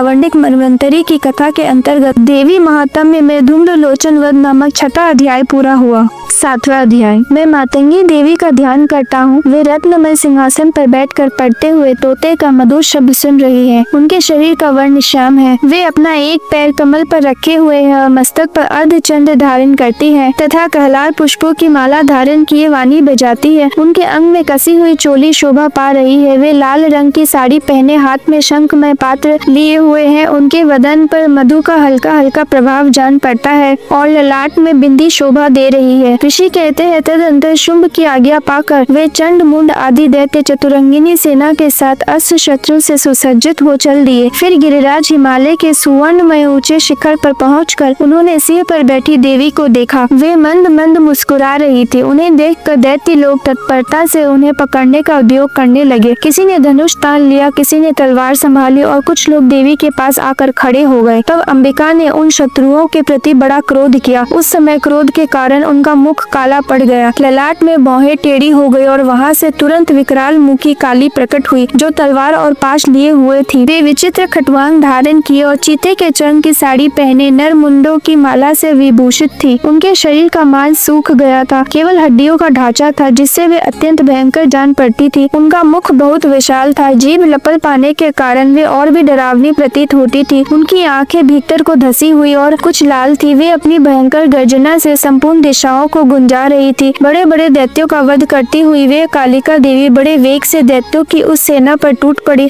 और उन सबको भक्षण करने लगी। वे पार्श्व रक्षकों को, अंकुशधारी महावतों, योद्धाओं और घंटा सहित कितने ही हाथियों को एक ही हाथ से पकड़ कर मुंह में डाल लेती थी। इसी प्रकार घोड़े, रथ और सारथी के साथ रथी सैनिकों को मुंह में डालकर वे उन्हें बड़े भयानक रूप से चबा डालती थी। किसी के बाल पकड़ लेती, किसी का गला दबा देती, किसी को पैरों से कुचल डालती और किसी को छाती के धक्के से गिराकर मार डालती थी। वे असुरों के छोड़े हुए बड़े बड़े अस्त्र शस्त्र मुंह से पकड़ लेती और रोष में भरकर उनको दांतों से पीस डालती थी। काली ने बलवान एवं दुरात्मा दैत्यों की वह सारी सेना रौंद डाली, खा डाली और कितनों को मार भगाया। कोई तलवार के घाट उतारे गए, कोई खटवांग से पीटे गए और कितने ही असुर दांतों के अग्र भाग से कुचले जाकर मृत्यु को प्राप्त हुए। इस प्रकार देवी ने असुरों की उस सारी सेना को क्षण भर में मार गिराया। यह देख चंड उन अत्यंत भयानक काली देवी की ओर दौड़ा तथा महादैत्य मुंड ने भी अत्यंत भयंकर बाणों की वर्षा से तथा हजारों बार चलाए हुए चक्रों से उन भयानक नेत्रों वाली देवी को आच्छादित कर दिया। वे अनेकों चक्र देवी के मुख में समाते हुए ऐसे जान पड़े मानो सूर्य के बहुतेरे मंडल बादलों के उदर में प्रवेश कर रहे हों। तब भयंकर गर्जना करने वाली काली ने अत्यंत रोष में भरकर विकट अट्टहास किया। उस समय उनके विकराल वदन के भीतर कठिनता से देखे जा सकने वाले दांतों की प्रभा से वे अत्यंत उज्जवल दिखाई देती थी। देवी ने बहुत बड़ी तलवार हाथों में ले हंग का उच्चारण करके चंड पर धावा किया और उसके केश पकड़कर उसी तलवार से उसका मस्तक काट डाला। चंड को मारा गया देखकर मुंड भी देवी की ओर दौड़ा। तभी देवी ने रोष में भरकर उसे भी तलवार से घायल करके धरती पर सुला दिया। महापराक्रमी चंड और मुंड को मारा गया देख मरने से बची हुई बाकी सेना भय से व्याकुल हो चारों ओर भाग गई। तदंतर काली ने चंड और मुंड का मस्तक हाथ में ले चंडिका के पास जाकर प्रचंड अट्टहास करते हुए कहा, देवी मैंने चंड और मुंड नामक इन दो महापशुओं को तुम्हें भेंट किया है। अब युद्ध यज्ञ में तुम शुंभ और निशुंभ का स्वयं ही वध करना। ऋषि कहते हैं वहाँ लाए हुए उन चंड मुंड नामक महादैत्यों को देखकर कल्याणमयी चंडी ने काली से मधुर वाणी में कहा, देवी तुम चंड और मुंड को लेकर मेरे पास आई हो, इसलिए संसार में चामुंडा के नाम से तुम्हारी ख्याति होगी। इस प्रकार श्री मार्कंडेय पुराण में सावर्णिक मनवंतरी की कथा के अंतर्गत देवी महात्म्य में चंड मुंड वध नामक 7वां अध्याय पूरा हुआ। 8वां अध्याय। मैं अनिमा आदि सिद्धिमयी किरणों से आवृत भवानी का ध्यान करता हूँ। उनके शरीर का रंग लाल है, नेत्रों में करुणा लहरा रही है तथा हाथों में पाश, अंकुश, बाण और धनुष शोभा पाते हैं। ऋषि कहते हैं चंड और मुंड नामक दैत्यों के मारे जाने तथा बहुत सी सेना का संहार हो जाने पर दैत्यों के राजा प्रतापी शुंभ के मन में बड़ा क्रोध हुआ और उसने दैत्यों की संपूर्ण सेना को युद्ध के लिए कूच करने की आज्ञा दी। वह बोला, आज उदययुध नाम के 86 दैत्य सेनापति अपनी सेनाओं के साथ युद्ध के लिए प्रस्थान करे। कंबू नाम वाले दैत्यों के 84 सेना नायक अपनी वाहिनी से घिरे हुए यात्रा कर 50 फूटी वीर कुल के और 100 धूम्र कुल के असुर सेनापति मेरी आज्ञा से सेना सहित कूच करे। कालक, दौरहद, मौर्य और काल के असुर भी युद्ध के लिए तैयार हो मेरी आज्ञा से तुरंत प्रस्थान करे। भयानक शासन करने वाला असुर राज शुंभ इस प्रकार आज्ञा दे सहस्त्रों बड़ी बड़ी सेनाओं के साथ युद्ध के लिए प्रस्थित हुआ। उसके अत्यंत अत्यंत भयंकर सेना आती देख चंडिका ने अपने धनुष के टंकार से पृथ्वी और आकाश के बीच का भाग भुंजा दिया। राजन, तदंतर देवी के सिंह ने भी बड़े जोर जोर से दहाड़ना आरंभ किया। फिर अंबिका ने घंटे के शब्द से उस ध्वनि को और भी बढ़ा दिया। धनुष के टंकार, सिंह के दहाड़ और घंटे की ध्वनि से संपूर्ण दिशाएं गूंज उठी। उस भयंकर शब्द से काली ने अपने विकराल मुख को और भी बढ़ा लिया तथा इस प्रकार वे विजयिनी हुई। उस तुमुल नाद को सुनकर दैत्यों की सेनाओं ने चारों ओर से आकर चंडिका देवी, सिंह तथा काली देवी को क्रोध पूर्वक घेर लिया। राजन, इसी बीच में असुरों के विनाश तथा देवताओं के अभ्युदय के लिए ब्रह्मा, शिव, कार्तिकेय, विष्णु तथा इंद्र आदि देवों की शक्तियां जो अत्यंत पराक्रम और बल से संपन्न थी, उनके शरीरों से निकलकर उन्हीं के रूप में चंडिका देवी के पास गई। जिस देवता का जैसा रूप, जैसी वेशभूषा और जैसा वाहन है, ठीक वैसे ही साधनों से संपन्न हो उसकी शक्ति असुरों से युद्ध करने के लिए आई। सबसे पहले हंस युक्त विमान पर बैठी हुई अक्ष सूत्र और कमंडलों से सुशोभित ब्रह्मा जी की शक्ति उपस्थित हुई, जिसे ब्रह्मानी कहते हैं। महादेव जी की शक्ति वृषभ पर आरूढ़ हो, हाथों में श्रेष्ठ त्रिशूल धारण किए, महानाग का कंकन पहने, मस्तक पे चंद्र रेखा से विभूषित को वहां आ पहुंची। कार्तिकेय जी की शक्ति रूपा जगदम्बिका उन्हीं का रूप धारण किए श्रेष्ठ मयूर पर आरूढ़ हो, हाथ में शक्ति लिए दैत्यों से युद्ध करने के लिए आई। इसी प्रकार भगवान विष्णु की शक्ति गरुड़ पर विराजमान हो, शंख, चक्र, गदा, धनुष तथा खड़ग हाथ में लिए वहां आई। अनुपम यज्ञ वाराह का रूप धारण करने वाले श्री हरि की जो शक्ति है, वह भी वाराह शरीर धारण करके वहां उपस्थित हुई। नार सिंह की शक्ति भी इंद्रिय सिंह के समान शरीर धारण करके वहां आई। उसके गर्दन के बालों के झटके से आकाश के तारे बिखरे पड़ते थे। इसी प्रकार इंद्र की शक्ति वज्र हाथ में लिए गजराज ऐरावत पर बैठकर आई। उसके भी सहस्त्र नेत्र थे। इंद्र का जैसा रूप है वैसा ही उसका भी था। तदंतर उन देव शक्तियों से घिरे हुए महादेव जी ने चंडिका से कहा, मेरी प्रसन्नता के लिए तुम शीघ्र ही इन असुरों का संहार कर। तब देवी के शरीर से अत्यंत भयानक और परम उग्र चंडिका शक्ति प्रकट हुई, जो सैकड़ों गिदड़ियों की भांति आवाज करने वाली थी। उस अपराजिता देवी ने धूमिल जटा वाले महादेव जी से कहा, भगवान, आप शुंभ निशुंभ के पास दूत बनकर जाइए और इन अत्यंत गर्वीले दानव शुंभ एवं निशुंभ दोनों से कहिए, साथ ही उनके अतिरिक्त जो भी दानव युद्ध के लिए वहां उपस्थित हो, उनको भी ये संदेश दीजिए, दैत्यों, यदि तुम जीवित रहना चाहते हो तो पाताल लोक को लौट जाओ। इंद्र को त्रिलोकी का राज्य मिल जाए और देवता यज्ञ भाग का उपभोग करे। यदि बल के घमंड में आकर तुम युद्ध की अभिलाषा रखते हो तो आओ, मेरी शिवाय तुम्हारे कच्चे मांस से तृप्त हो। क्योंकि उस देवी ने भगवान शिव को दूत के कार्य में नियुक्त किया था, इसलिए वह शिव दूती के नाम से संसार में विख्यात हुई। वे महादैत्य भी भगवान शिव के मुंह से देवी के वचन सुनकर क्रोध में भर गए और जहाँ कात्यायनी विराजमान थी उस ओर दौड़े। तदंतर वे दैत्य अमरस में भरकर पहले ही देवी के ऊपर बाण, शक्ति और रिष्टि आदि अस्त्रों की वर्षा करने लगे। तब देवी ने भी खेल खेल में ही धनुष के टंकार की ओर उससे छोड़े हुए बड़े बड़े बाणों द्वारा दैत्यों के चलाए हुए बाण, शूल, शक्ति और फरसों को काट डाला। फिर काली उनके आगे होकर शत्रुओं को शूल के प्रहार से विदीर्ण करने लगी और खटवान से उनका कंचुम्बर निकालती हुई रणभूमि में विचरने लगी। ब्रह्मानी भी जिस जिस ओर दौड़ती उसी उसी ओर अपने कमंडलों का जल छिड़क कर शत्रुओं के ओज और पराक्रम को नष्ट कर देती थी। माहेश्वरी ने त्रिशूल से तथा वैष्णवी ने चक्र से और अत्यंत क्रोध में भरी हुई कुमार कार्तिकेय की शक्ति ने शक्ति से दैत्यों का संहार आरंभ किया। इंद्र शक्ति के वज्र प्रहार से विदीर्ण हो सैकड़ों दैत्य दानव रक्त की धारा बहाते हुए पृथ्वी पर सो गए। वाराही शक्ति ने कितनों को अपनी थुथुन की मार से नष्ट किया, दांढ़ों के अग्र भाग से कितनों की छाती छेद डाली तथा कितने ही दैत्य उसके चक्र की चोट से विदीर्ण होकर गिर पड़े। नारसिंगी भी दूसरे दूसरे महादैत्यों को अपने नखों से विदीर्ण करके खाती और सिंहनाद से दिशाओं एवं आकाश को गुंजाती हुई युद्ध क्षेत्र में विचरने लगी। कितने ही असुर शिव दूती के प्रचंड अट्टहास से अत्यंत भयभीत हो पृथ्वी पर गिर पड़े और गिरने पर उन्हें शिव दूती ने उसी समय अपना ग्रास बना लिया। इस प्रकार क्रोध में भरे हुए मातृगणों को नाना प्रकार के उपायों से बड़े बड़े असुरों का मर्दन करते देख दैत्य सैनिक भाग खड़े हुए। मातृगणों से पीड़ित दैत्यों को युद्ध से भागते देख रक्त बीज नामक महादैत्य क्रोध में भरकर युद्ध करने के लिए आया। उसके शरीर से जब रक्त की बूंद पृथ्वी पर गिरती तब उसी के समान शक्तिशाली एक दूसरा महादैत्य पृथ्वी पर पैदा हो जाता है। महासुर रक्त बीज हाथ में गदा लेकर इंद्र शक्ति के साथ युद्ध करने लगा। तब इंद्र ने अपने वज्र से रक्त बीज को मारा। वज्र से घायल होने पर उसके शरीर से बहुत सा रक्त चूने लगा और उससे उसी के समान रूप तथा पराक्रम वाले योद्धा उत्पन्न होने लगे। उसके शरीर से रक्त की जितनी बूंदे गिरी उतने ही पुरुष उत्पन्न हो गए। वे सब रक्त बीज के समान ही वीर्यवान, बलवान तथा पराक्रमी थे। वे रक्त से उत्पन्न होने वाले पुरुष भी अत्यंत भयंकर अस्त्र शस्त्रों का प्रहार करते हुए वहां मातृगणों के साथ घोर युद्ध करने लगे। पुनः वज्र के प्रहार से जब उसका मस्तक घायल हुआ तब रक्त बहने लगा और उससे हजारों पुरुष उत्पन्न हो गए। वैष्णवी ने युद्ध में रक्त बीज पर चक्र का प्रहार किया तथा ऐन्द्री ने उस दैत्य सेनापति को गदा से चोट पहुंचाई। वैष्णवी के चक्र से घायल होने पर उसके शरीर से जो रक्त बहा और उससे जो उसी के बराबर आकार वाले सहस्त्रों महादैत्य प्रकट हुए, उनके द्वारा संपूर्ण जगत व्याप्त हो गया।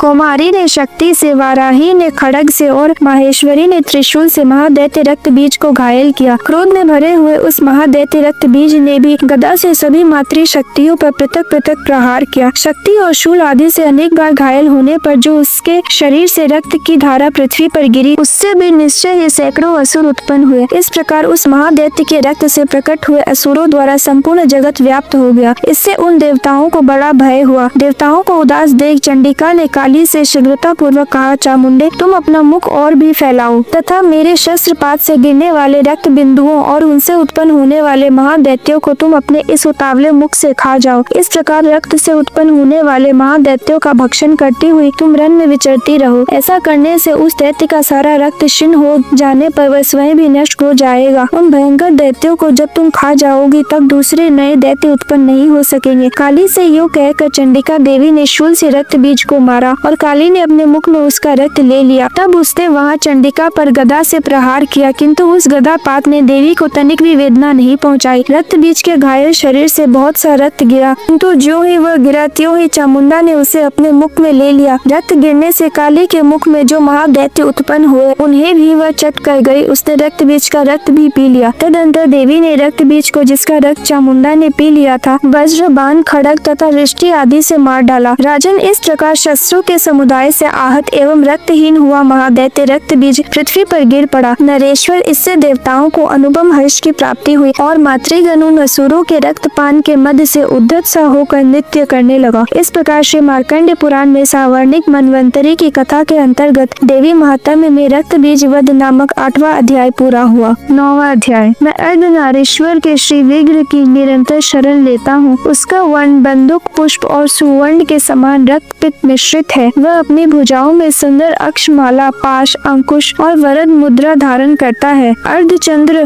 उसका आभूषण है तथा वह 3 नेत्रों से सुशोभित है। राजा ने कहा, भगवान आपने रक्त बीज के वध से संबंध रखने वाला देवी चरित्र का यह अद्भुत महात्म्य मुझे बतलाया। अब रक्त बीज के मारे जाने पर अत्यंत क्रोध में भरे हुए शुंभ निशुंभ ने जो कर्म किया उसे मैं सुनना चाहता हूँ। ऋषि कहते हैं, राजन, युद्ध में रक्त बीज तथा अन्य दैत्यों के मारे जाने पर शुंभ निशुंभ के क्रोध की सीमा न रही। अपनी विशाल सेना इस प्रकार मारी जाती देख निशुंभ अमरस में भरकर देवी की ओर दौड़ा। उसके साथ असुरों की प्रधान सेना थी। उसके आगे पीछे तथा पार्श्व भाग में बड़े बड़े असुर थे जो क्रोध से ओंठ चबाते हुए देवी को मार डालने के लिए आए। महापराक्रमी शुंभ भी अपनी सेना के साथ मातृगणों से युद्ध करके क्रोधवश चंडिका को मारने के लिए आ पहुंचा। तब देवी के साथ शुंभ और निशुंभ का घोर संग्राम छिड़ गया। वे दोनों दैत्य मेघों की भांति बाणों की भयंकर वृष्टि कर रहे थे। उन दोनों के चलाए हुए बाणों को चंडिका ने अपने बाणों के समूह से तुरंत काट डाला और शस्त्र समूहों की वर्षा करके उन दोनों दैत्य पतियों के अंगों में भी चोट पहुंचाई। निशुंभ ने तीखी तलवार और चमकती हुई ढाल लेकर देवी के श्रेष्ठ वाहन सिंह के मस्तक पर प्रहार किया। अपने वाहन को चोट पहुंचने पर देवी ने शूरप्र नामक बाण से निशुंभ की श्रेष्ठ तलवार तुरंत ही काट डाली और उसकी ढाल को भी, जिसमें 8 चांद जड़े थे, खंड खंड कर दिया। ढाल और तलवार के कट जाने पर उस असुर ने शक्ति चलाई, किंतु सामने आने पर देवी ने चक्र से उसके भी 2 टुकड़े कर दिए। अब तो निशुंभ क्रोध से जल उठा और उस दानव ने देवी को मारने के लिए शूल उठाया, किंतु देवी ने समीप आने पर उसे भी मुक्के से मारकर चूर्ण कर दिया। तब उसने गदा घुमाकर चंडी के ऊपर चलाई, परंतु वह भी देवी के त्रिशूल से कटकर भस्म हो गई। तदंतर दैत्यराज निशुंभ को फरसा हाथ में लेकर आते देख देवी ने बाण से मुंहों से घायल कर धरती पर सुला दिया। भयंकर पराक्रमी भाई निशुंभ के धराशायी हो जाने पर शुंभ को बड़ा क्रोध हुआ और अंबिका का वध करने के लिए वह आगे बढ़ा। रथ पर बैठे बैठे ही उत्तम आयुधों से सुशोभित अपनी बड़ी बड़ी 8 अनुपम भुजाओं से समूचे आकाश को ढककर वह अद्भुत शोभा पाने लगा। उससे आते देख देवी ने शंख बजाया और धनुष की प्रत्यंचा का अत्यंत दुस्सह शब्द किया। साथ ही अपने घंटे के शब्द से जो समस्त दैत्य सैनिकों का तेज नष्ट करने वाला था, संपूर्ण दिशाओं को व्याप्त कर दिया। तदंतर सिंह ने भी अपनी दहाड़ से, जिसे सुनकर बड़े बड़े गजराजाओं का महान मत दूर हो जाता था, आकाश, पृथ्वी और 10 दिशाओं को गुंजा दिया। फिर काली ने आकाश में उछल कर अपने दोनों हाथों से पृथ्वी पर आघात किया। उससे ऐसा भयंकर शब्द हुआ जिससे पहले के सभी शब्द शांत हो गए। तत्पश्चात शिवदूती ने दैत्यों के लिए अमंगलजनक अट्टहास किया। इन शब्दों को सुनकर समस्त असुर थर्रा उठे, किंतु शुंभ को बड़ा क्रोध हुआ। उस समय देवी ने जब शुंभ को लक्ष्य करके कहा, ओ दुरात्मन, खड़ा रह, खड़ा रह। तभी आकाश में खड़े हुए देवता बोले, जय हो, जय हो। शुंभ ने वहां आकर ज्वालाओं से युक्त अत्यंत भयानक शक्ति चलाई। अग्नि में पर्वत के समान आती हुई उस शक्ति को देवी ने बड़े भारी लूके से दूर हटा दिया। उस समय शुंभ के सिंहनाद से तीनों लोग गूंज उठे। राजन, उसके प्रतिध्वनि से वज्रपात के समान भयानक शब्द हुआ जिससे अन्य सब शब्दों को जीत लिया। शुंभ के चलाए हुए बाणों के देवी ने और देवी के चलाए हुए बाणों के शुंभ ने अपने भयंकर बाणों द्वारा सैकड़ों और हजारों टुकड़े कर दिए। तब क्रोध में भरी हुई चंडिका ने शुंभ को शूल से मारा। उसके आघात से मूर्छित होकर पृथ्वी पर गिर पड़ा। इतने में ही निशुंभ को चेतना हुई और उसने धनुष हाथ में लेकर बाणों द्वारा देवी, काली तथा सिंह को घायल कर दिया। फिर उस दैत्यराज ने 10,000 बाहें बनाकर चक्रों के प्रहार से चंडिका को आच्छादित कर दिया। तब दुर्गम पीड़ा का नाश करने वाली भगवती दुर्गा ने कुपित होकर अपने बाणों से उन चक्रों तथा बाणों को काट गिराया। यह देख निशुंभ दैत्य सेना के साथ चंडिका का वध करने के लिए हाथ में गदा ले बड़े वेग से दौड़ा। उसके आते ही चंडी ने तीखी धार वाली तलवार से उसकी गदा को शीघ्र ही काट डाला। तब उसने शूल हाथ में ले लिया। देवताओं को पीड़ा देने वाले निशुंभ को शूल हाथ में लिए आते देख चंडिका ने वेग से चलाए हुए अपने शूल से उसकी छाती छेद डाली। शूल से विदीर्ण हो जाने पर उसकी छाती से एक दूसरा महाबली एवं महापराक्रमी पुरुष खड़ी रह कहता हुआ निकला। उस निकलते हुए पुरुष की बात सुनकर देवी ठठा कर हंस पड़ी और खड़ग से उन्होंने उसका मस्तक काट डाला। फिर तो वह पृथ्वी पर गिर पड़ा। तदंतर सिंह अपनी डांडों से असुरों की गर्दन कुचल कर खाने लगा। यह बड़ा भयंकर दृश्य था। उधर काली तथा शिवदूती ने भी अनन्य दैत्यों का भक्षण आरंभ किया। कुमारी की शक्ति से विदीर्ण होकर कितने ही महादैत्य नष्ट हो गए। ब्रह्मानी के मंत्र पूत जल से निस्तेज होकर कितने ही भाग खड़े हुए। कितने ही दैत्य माहेश्वरी के त्रिशूल से छिन्न भिन्न हो धराशायी हो गए। वाराही के थुथुन के आघात से कितनों का पृथ्वी पर कचुम्बर निकल गया। वैष्णवी ने भी अपने चक्र से दानवों के टुकड़े टुकड़े कर डाले। इंद्री के हाथ से छूटे हुए वज्र से कितने ही प्राणों से हाथ धो बैठे। कुछ असुर नष्ट हो गए, कुछ उस महायुद्ध से भाग गए तथा कितने ही काली शिवदूती तथा सिंह के ग्रास बन गए। इस प्रकार श्री मार्कंडेय पुराण में सावर्णिक मनवंतरी की कथा के अंतर्गत देवी महात्म्य में निशुंभ वध नामक 9वां अध्याय पूरा हुआ।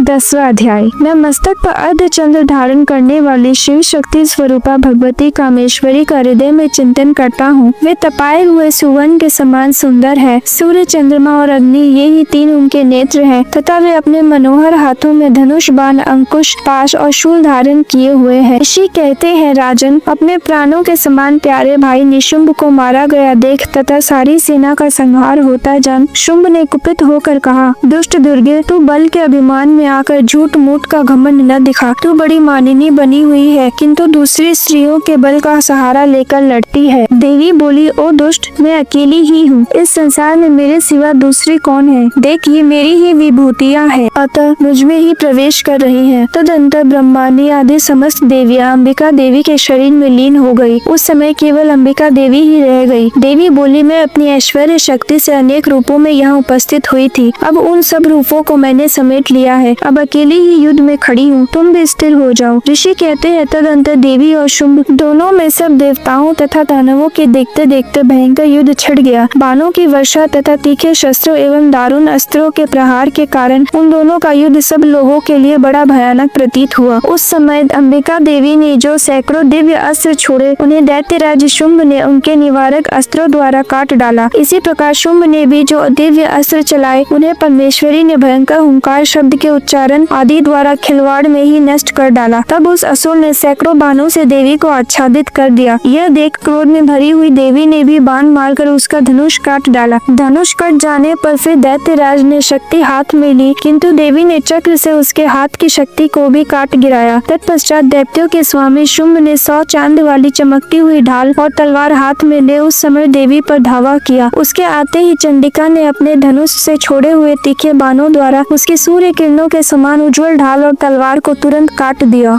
फिर उस दैत्य के घोड़े और सारथी मारे गए। धनुष तो पहले ही कट चुका था। अब उसने अंबिका को मारने के लिए उद्यत हो भयंकर मुद्गर हाथ में लिया। उसे आते देख देवी ने अपनी तीक्ष्ण बाणों से उसका मुद्गर भी काट डाला। इस पर भी वह असुर मुक्का तान कर बड़े वेग से देवी की ओर झपटा। उस दैत्यराज ने देवी की छाती में मुक्का मारा। तब उन देवी ने भी उसकी छाती में एक चांटा जड़ दिया। देवी का थप्पड़ खाकर दैत्यराज शुंभ पृथ्वी पर गिर पड़ा, किंतु पुनः सहसा पूर्ववत उठकर खड़ा हो गया। फिर वह उछला और देवी को ऊपर ले जाकर आकाश में खड़ा हो गया। तब चंडिका आकाश में भी बिना किसी आधार के ही शुंभ के साथ युद्ध करने लगी। उस समय दैत्य और चंडिका आकाश में एक दूसरे से लड़ने लगे। उनका वह युद्ध पहले सिद्ध और मुनियों को विस्मय में डालने वाला हुआ। अंबिका ने शुंभ के साथ बहुत देर तक युद्ध करने के पश्चात उसे उठाकर घुमाया और पृथ्वी पर पटक दिया। पटके जाने पर पृथ्वी पर आने के बाद वह दुष्ट आत्मा दैत्य पुनः चंडिका का वध करने के लिए उनकी ओर बड़े वेग से दौड़ा। तब समस्त दैत्यों के राजा शुंभ को अपनी ओर आता देख देवी ने त्रिशूल से उसकी छाती छेद कर उसे पृथ्वी पर गिरा दिया। देवी के शूल की धार से घायल होने पर उसके प्राण पखेरु उड़ गए और वह समुद्रों, द्वीपों तथा पर्वतों सहित समूचे पृथ्वी को कपाता हुआ भूमि पर गिर पड़ा। तदंतर उस दुरात्मा के मारे जाने पर संपूर्ण जगत प्रसन्न एवं पूर्ण स्वस्थ हो गया तथा आकाश स्वच्छ दिखाई देने लगा। पहले जो उत्पात सूचक मेघ और उल्कापात होते थे वे सब शांत हो गए तथा उस दैत्य के मारे जाने पर नदियां भी ठीक मार्ग से बहने लगी। उस समय शुंभ की मृत्यु के बाद संपूर्ण देवताओं का हृदय हर्ष से भर गया और गंधर्वगण मधुर गीत गाने लगे। दूसरे गंधर्व बाजे बजाने लगे और अप्सराएं नाचने लगी। पवित्र वायु बहने लगी। सूर्य की प्रभा उत्तम हो गई। अग्निशाला की बुझी हुई आग अपने आप प्रज्वलित हो उठी तथा संपूर्ण दिशाओं के भयंकर शब्द शांत हो गए। इस प्रकार श्री मार्कंड पुराण में सावर्णिक मनवंतरी की कथा के अंतर्गत देवी महात्म्य में शुंभ वध नामक 10वां अध्याय पूरा हुआ। 11वां अध्याय। मैं भुवनेश्वरी देवी का ध्यान करता हूँ। उनके श्री अंगों की आभा प्रभात काल के सूर्य के समान है और मस्तक पर चंद्रमा का मुकुट है। वे उभरे हुए स्तनों और 3 नेत्रों से युक्त है। उनके मुख पर मुस्कान की छटा छाई रहती है और हाथों में वरद, अंकुश, पाश एवं अभय मुद्रा शोभा पाते हैं। ऋषि कहते हैं देवी के द्वारा वहाँ महादैत्यपति शुंभ के मारे जाने पर इंद्र आदि देवता अग्नि को आगे करके उन कात्यायनी देवी की स्तुति करने लगे। उस समय अभीष्ट की प्राप्ति होने से उनके मुख कमल दमक उठे थे और उनके प्रकाश से चारों दिशाएं जगमगा उठी थी। देवता बोले, शरणागत की पीड़ा दूर करने वाली देवी हम पर प्रसन्न हो। संपूर्ण जगत की माता प्रसन्न हो। विश्वेश्वरी विश्व की रक्षा करो। देवी तुम ही चराचर जगत की अधीश्वरी हो। तुम इस जगत का एकमात्र आधार हो क्योंकि पृथ्वी रूप में तुम्हारी ही स्थिति है। देवी तुम्हारा पराक्रम अलंघनीय है। तुम ही जल रूप में स्थित होकर संपूर्ण जगत को तृप्त करती हो। तुम अनंत बल संपन्न वैष्णवी शक्ति हो। इस विश्व की कारण धूता परा माया हो। देवी तुमने इस समस्त जगत को मोहित कर रखा है। तुम्हें प्रसन्न होने पर इस पृथ्वी पर मोक्ष की प्राप्ति कराती हो। देवी संपूर्ण विद्याएं तुम्हारे ही भिन्न भिन्न स्वरूप है। जगत में जितनी स्त्रियां हैं वे सब तुम्हारी ही मूर्तियां हैं। जगदम्बे एकमात्र तुमने ही इस विश्व को व्याप्त कर रखा है। तुम्हारी स्तुति क्या हो सकती है। तुम तो स्तवन करने योग्य पदार्थों से परे एवं परावानी हो। जब तुम सर्व स्वरूपा देवी स्वर्ग तथा मोक्ष प्रदान करने वाली हो तब इसी रूप में तुम्हारी स्तुति हो गई। तुम्हारी स्तुति के लिए इससे अच्छी उक्ति और क्या हो सकती है। बुद्धि रूप से सब लोगों के हृदय में विराजमान रहने वाली तथा स्वर्ग एवं मोक्ष प्रदान करने वाली नारायणी देवी तुम्हें नमस्कार है। कला, काष्ठा आदि के रूप से क्रमश परिणाम अवस्था परिवर्तन की ओर ले जाने वाली तथा विश्व का उपसंहार करने में समर्थ नारायणी तुम्हें नमस्कार है। नारायणी तुम सब प्रकार का मंगल प्रदान करने वाली मंगलमयी हो। कल्याणदायिनी शिवा हो। सब पुरुषार्थों को सिद्ध करने वाली शरणागत वत्सला 3 नेत्रों वाली एवं गौरी हो। तुम्हें नमस्कार है। तुम सृष्टि पालन और संहार की शक्ति भूता सनातनी देवी गुणों का आधार तथा सर्वगुणमयी हो। नारायणी तुम्हें नमस्कार है। मस्तक पर किरीट और हाथ में महावज्र धारण करने वाली, सहस्त्र नेत्रों के कारण उदीप्त दिखाई देने वाली और त्रितासुर के बाणों का भरण करने वाली इंद्र शक्ति रूपा नारायणी देवी तुम्हें नमस्कार है। शिवदूती रूप से दैत्यों की महती सेना का संहार करने वाली, भयंकर रूप धारण तथा विकट गर्जना करने वाली नारायणी तुम्हें नमस्कार है। दांडों के कारण विकराल मुख वाली मुंडमाला से विभूषित मुंड मर्दिनी चामुंडा रूपा नारायणी तुम्हें नमस्कार है। लक्ष्मी, लज्जा, महाविद्या, श्रद्धा, पुष्टि, स्वधा, ध्रुवा, महारात्रि तथा महाअविधा रूपा नारायणी तुम्हें नमस्कार है। मेधा, सरस्वती, वरा, श्रेष्ठा, भूति, ऐश्वर्य रूपा बाभ्रवी, तामसी, नियता तथा ईशा रूपिणी नारायणी तुम्हें नमस्कार है। सर्व स्वरूपा सर्वेश्वरी तथा सब प्रकार की शक्तियों से संपन्न दिव्य रूपा दुर्गे देवी, सब भयों से हमारी रक्षा करो, तुम्हें नमस्कार है। कात्यायनी, ये 3 लोचनों से विभूषित तुम्हारा सौम्य मुख सब प्रकार के भयों से हमारी रक्षा करे, तुम्हें नमस्कार है। भद्रकाली, ज्वालाओं के कारण विकराल प्रतीत होने वाला, अत्यंत भयंकर और समस्त असुरों का संहार करने वाला तुम्हारा त्रिशूल भय से हमें बचाए, तुम्हें नमस्कार है। देवी, जो अपनी ध्वनि से संपूर्ण जगत को व्याप्त करके दैत्यों के तेज नष्ट किए देता है, वह तुम्हारा घंटा हम लोगों के पापों से उसी प्रकार रक्षा करे जैसे माता अपने पुत्रों के बुरे कर्मों से रक्षा करती है। चंडिके, तुम्हारे हाथों में सुशोभित खड्ग जो असुरों के रक्त और चर्बी से चर्चित है, हमारा मंगल करे, हम तुम्हें नमस्कार करते हैं। देवी, तू प्रसन्न होने पर सब रोगों को नष्ट कर देती हो और कुपित होने पर मनोवांछित सभी मनोकामनाओं का नाश कर देती हो। जो लोग तुम्हारी शरण में जा चुके हैं उन पर विपत्ति तो आती ही नहीं, तुम्हारी शरण में गए हुए मनुष्य दूसरों को शरण देने वाले हो जाते हैं। देवी अंबिके, तुमने अपने स्वरूप को अनेक भागों में विभक्त करके नाना प्रकार के रूपों से जो इस समय इस धर्मद्रोही महादैत्यों का संहार किया है, वह सब दूसरी कौन कर सकती थी। विद्याओं में ज्ञान को प्रकाशित करने वाले शास्त्रों में तथा आदि वाक्यों में तुम्हारे सिवा और किसका वर्णन है, तथा तुमको छोड़कर दूसरी कौन सी ऐसी शक्ति है जो इस विश्व को अज्ञानमय घोर अंधकार से परिपूर्ण ममता रूपी गड्ढे में निरंतर भटका रही हो। जहाँ राक्षस, जहाँ भयंकर विष वाले सर्प, जहाँ शत्रु, जहाँ लुटेरों की सेना और जहाँ दावा नल हो, वहाँ तथा समुद्र के बीच में भी साथ रहकर तुम विश्व की रक्षा करती हो। विश्वेश्वरी, तुम विश्व का पालन करती हो, विश्व रूपा हो, इसलिए संपूर्ण विश्व को धारण करती हो। तुम भगवान विश्वनाथ की भी वंदनीय हो। जो लोग भक्ति पूर्वक तुम्हारे सामने मस्तक झुकाते हैं वे संपूर्ण विश्व को आश्रय देने वाले होते हैं। देवी प्रसन्न हो, जैसे इस समय असुरों का वध करके तुमने शीघ्र ही हमारी रक्षा की है, उसी प्रकार सदा हमें शत्रुओं के भय से बचाओ। संपूर्ण जगत का पाप नष्ट कर दो।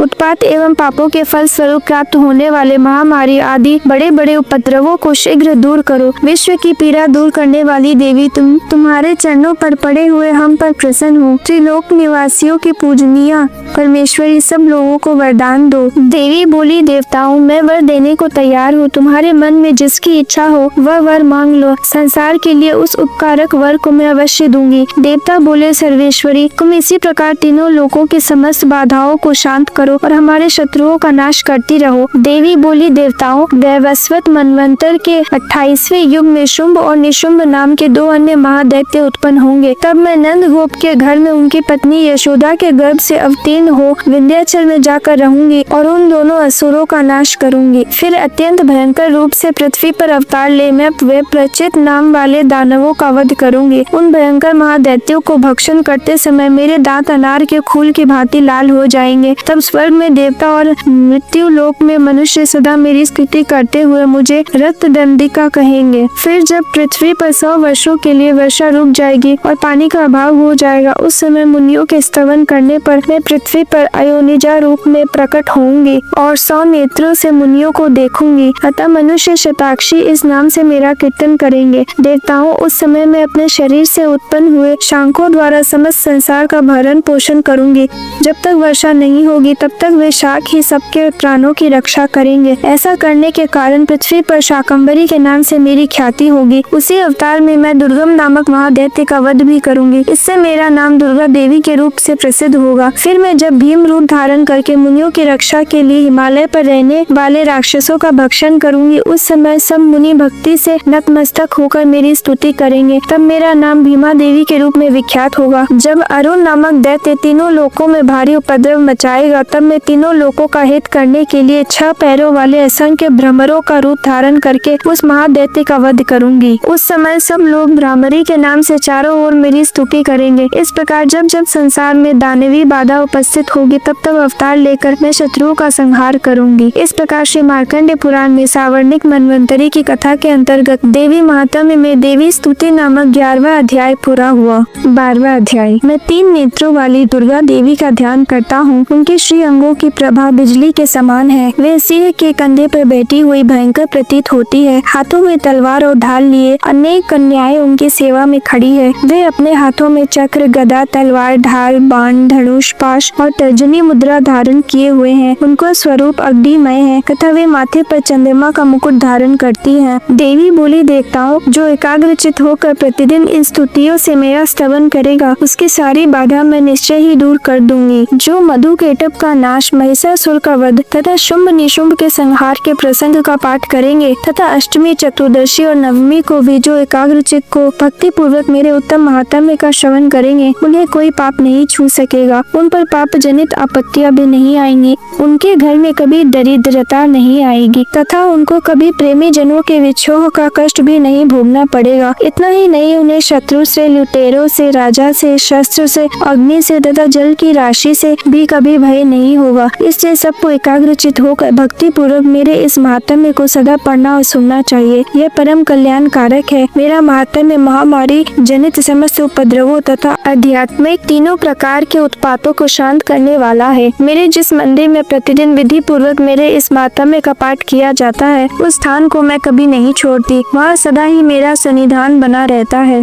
बलिदान, पूजा, होम तथा महोत्सव के अवसरों पर मेरे इस चरित्र का पूरा पाठ और श्रवण करना चाहिए। ऐसा करने पर मनुष्य विधि को जानकर या बिना जाने भी मेरे लिए जो बलि, पूजा या होम आदि करेगा, उसे मैं बड़ी प्रसन्नता के साथ दहन करूंगी। शरद काल में जो वार्षिक महापूजा की जाती है, उस अवसर पर जो मेरे इस महात्म्य को भक्ति पूर्वक सुनेगा, वह मनुष्य मेरे प्रसाद से सब बाधाओं से मुक्त तथा धन, धान्य एवं पुत्र से संपन्न होगा। इसमें तनिक भी संदेह नहीं है। मेरे महात्म्य, मेरे प्रादुर्भाव की सुंदर कथाएं तथा युद्ध में किए हुए मेरे पराक्रम सुनने से मनुष्य निर्भय हो जाता है। मेरे महात्म्य का श्रवण करने वाले पुरुषों के शत्रु नष्ट हो जाते हैं, उन्हें कल्याण की प्राप्ति होती तथा उनका कुल आनंदित रहता है। सर्वत्र शांति कर्म में बुरे स्वप्न दिखाई देने पर तथा ग्रह जनित भयंकर पीड़ा उपस्थित होने पर मेरा महात्म्य श्रवण करना चाहिए। इससे सब विघ्न तथा भयंकर ग्रह पीड़ाएं शांत हो जाती है और मनुष्यों द्वारा देखा हुआ दुख स्वप्न शुभ स्वप्न में परिवर्तित हो जाता है। बाल ग्रहों से आक्रांत हुए बालकों के लिए यह महात्म्य शांति कारक है तथा मनुष्यों के लिए संगठन में फूट होने पर यह अच्छी प्रकार मित्रता कराने वाला होता है। यह महात्म्य समस्त दुराचारियों के बल का नाश करने वाला है। इसके पाठ मात्र से राक्षसों, भूतों और पिशाचों का नाश हो जाता है। मेरा यह सब महात्म्य मेरे सामीप्य की प्राप्ति कराने वाला है। पशु, पुष्प, अर्घ्य, धूप, दीप, गंध आदि उत्तम सामग्रियों द्वारा पूजन करने से, ब्राह्मणों को भोजन कराने से, होम करने से, प्रतिदिन अभिषेक करने से, नाना प्रकार के अन्य भोगों का अर्पण करने से तथा दान देने आदि से 1 वर्ष तक जो मेरी आराधना की जाती है और उससे मुझे जितनी प्रसन्नता होती है, उतनी प्रसन्नता मेरे इस उत्तम चरित्र का एक बार श्रवण करने मात्र से हो जाती है। यह महात्म्य श्रवण करने पर पापों को हर लेता है और आरोग्य प्रदान करता है। मेरे प्रादुर्भाव का कीर्तन समस्त भूतों में रक्षा करता है तथा मेरा युद्ध विषय चरित्र दुष्ट दैत्यों का संहार करने वाला है। इसके श्रवण करने पर मनुष्य को शत्रु का भय नहीं रहता। देवताओं, तुमने और ब्रह्म ऋषियों ने जो मेरी स्तुतियाँ की है तथा ब्रह्मा जी ने जो स्तुतियाँ की है, वे सभी कल्याणमयी बुद्धि प्रदान करती है। वन में, सुने मार्ग में अथवा दावानल से गिरे जाने पर, निर्जन स्थान में लुटेरों के दाव में पड़ जाने पर या शत्रुओं से पकड़े जाने पर अथवा जंगल में सिंह, व्याघ्र या जंगली हाथियों के पीछा करने पर, कुपित राजा के आदेश से वध या बंधन के स्थान में ले जाए जाने पर, महासागर में नाव पर बैठने के बाद भारी तूफान से नाव के डगमग होने पर और अत्यंत भयंकर युद्ध में शस्त्रों का प्रहार होने पर अथवा वेदना से पीड़ित होने पर कि बहुना सभी भयानक बाधाओं के उपस्थित होने पर जो मेरे इस चरित्र का स्मरण करता है, वह मनुष्य संकट से मुक्त हो जाता है। मेरे प्रभाव से सिंह आदि हिंसक जंतु नष्ट हो जाते हैं तथा लुटेरे और शत्रु भी मेरा चरित्र का स्मरण करने वाले पुरुष से दूर भागते हैं। ऋषि कहते हैं, यो कहकर प्रचंड पराक्रम वाली भगवती चंडिका सब देवताओं के देखते देखते वही अंतर ध्यान हो गई। वे समस्त देवता भी शत्रुओं के मारे जाने से निर्भय हो पहले की ही भांति यज्ञ भाग का उपभोग करते हुए अपने अपने अधिकार का पालन करने लगे। संसार का विध्वंस करने वाले महाभयंकर अतुल पराक्रमी देव शत्रु शुंभ तथा महाबली निशुंभ युद्ध में देवी द्वारा मारे जाने पर शेष दैत्य पाताल लोक में चले आए। राजन, इस प्रकार भगवती अंबिका देवी नित्य होती हुई भी पुनः पुनः प्रकट होकर जगत की रक्षा करती है। वे ही इस विश्व को मोहित करती, वे ही जगत को जन्म देती तथा वे ही प्रार्थना करने पर संतुष्ट को विज्ञान एवं समृद्धि प्रदान करती है। राजन, महाप्रलय के समय महामारी का स्वरूप धारण करने वाली वे महाकाली ही इस समय समस्त ब्रह्मांड में व्याप्त है। वे ही समय समय पर महामारी होती और वे ही स्वयं जन्मा होती हुई भी सृष्टि के रूप में प्रकट होती है। वे सनातनी देवी ही समय अनुसार संपूर्ण भूतों की रक्षा करती है। मनुष्यों के अभ्युदय के समय वे ही घर में लक्ष्मी के रूप में स्थित हो उन्नति प्रदान करती है और वे ही अभाव के समय दरिद्रता बनकर विनाश का कारण होती है। पुष्प, धूप और गंध आदि से पूजन करके उनकी स्तुति करने पर वे धन, पुत्र, धार्मिक बुद्धि तथा उत्तम गति प्रदान करती है। इस प्रकार श्री मार्कंडेय पुराण में सावर्णिक मनवंतरी की कथा के अंतर्गत देवी महात्म्य में फल स्तुति नामक 12वां अध्याय पूरा हुआ। 13वां अध्याय, जो उदय काल के सूर्य मंडल की सी कांति धारण करने वाली है, जिनकी 4 भुजाएं और 3 नेत्र है तथा जो अपने हाथों में पाश, अंकुश, वर एवं अभय की मुद्रा धारण किए रहती है, उस शिवा देवी का मैं ध्यान करता हूँ। ऋषि कहते हैं, राजन, इस प्रकार मैंने तुमसे देवी के उत्तम महात्म्य का वर्णन किया जो इस जगत को धारण करती है। उन देवी का ऐसा ही प्रभाव है, वे ही विद्या उत्पन्न करती है। भगवान विष्णु की माया स्वरूपा उन भगवती के द्वारा ही तुम ये वैश्य तथा अन्य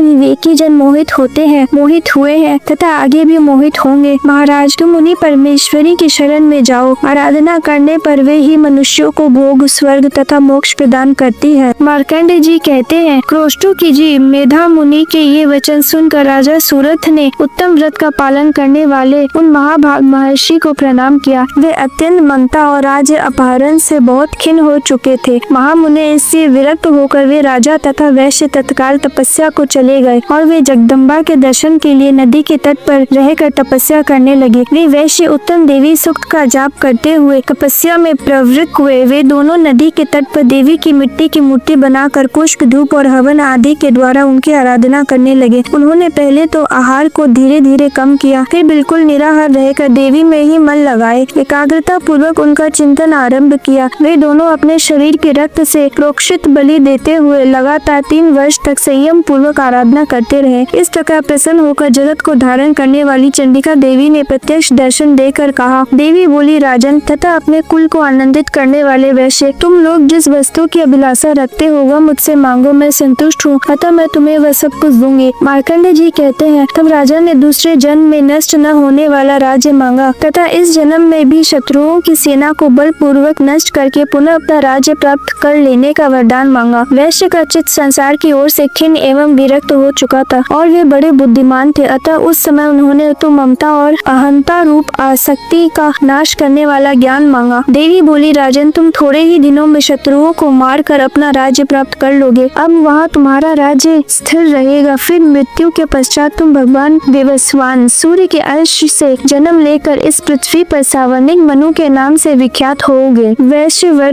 तुमने भी जिस वर को मुझसे प्राप्त करने की इच्छा की है उसे देती हूँ। तुम्हें मोक्ष के लिए ज्ञान प्राप्त होगा। मार्कंडेय जी कहते हैं, इस प्रकार उन दोनों को मनोवांछित वरदान देकर तथा उनके द्वारा भक्ति पूर्वक अपनी स्थिति सुनकर देवी अंबिका तत्काल अंतर्धान हो गई। इस तरह देवी से वरदान पाकर क्षत्रियों में श्रेष्ठ सूरथ सूर्य से जन्म ले सावर्णी नामक मनु होंगे। इस प्रकार श्री मार्कंडेय पुराण में सावर्णिक मनवंतरी की कथा के अंतर्गत देवी महात्म्य में सूरत और वैश्य को वरदान नामक 13वां अध्याय पूरा हुआ।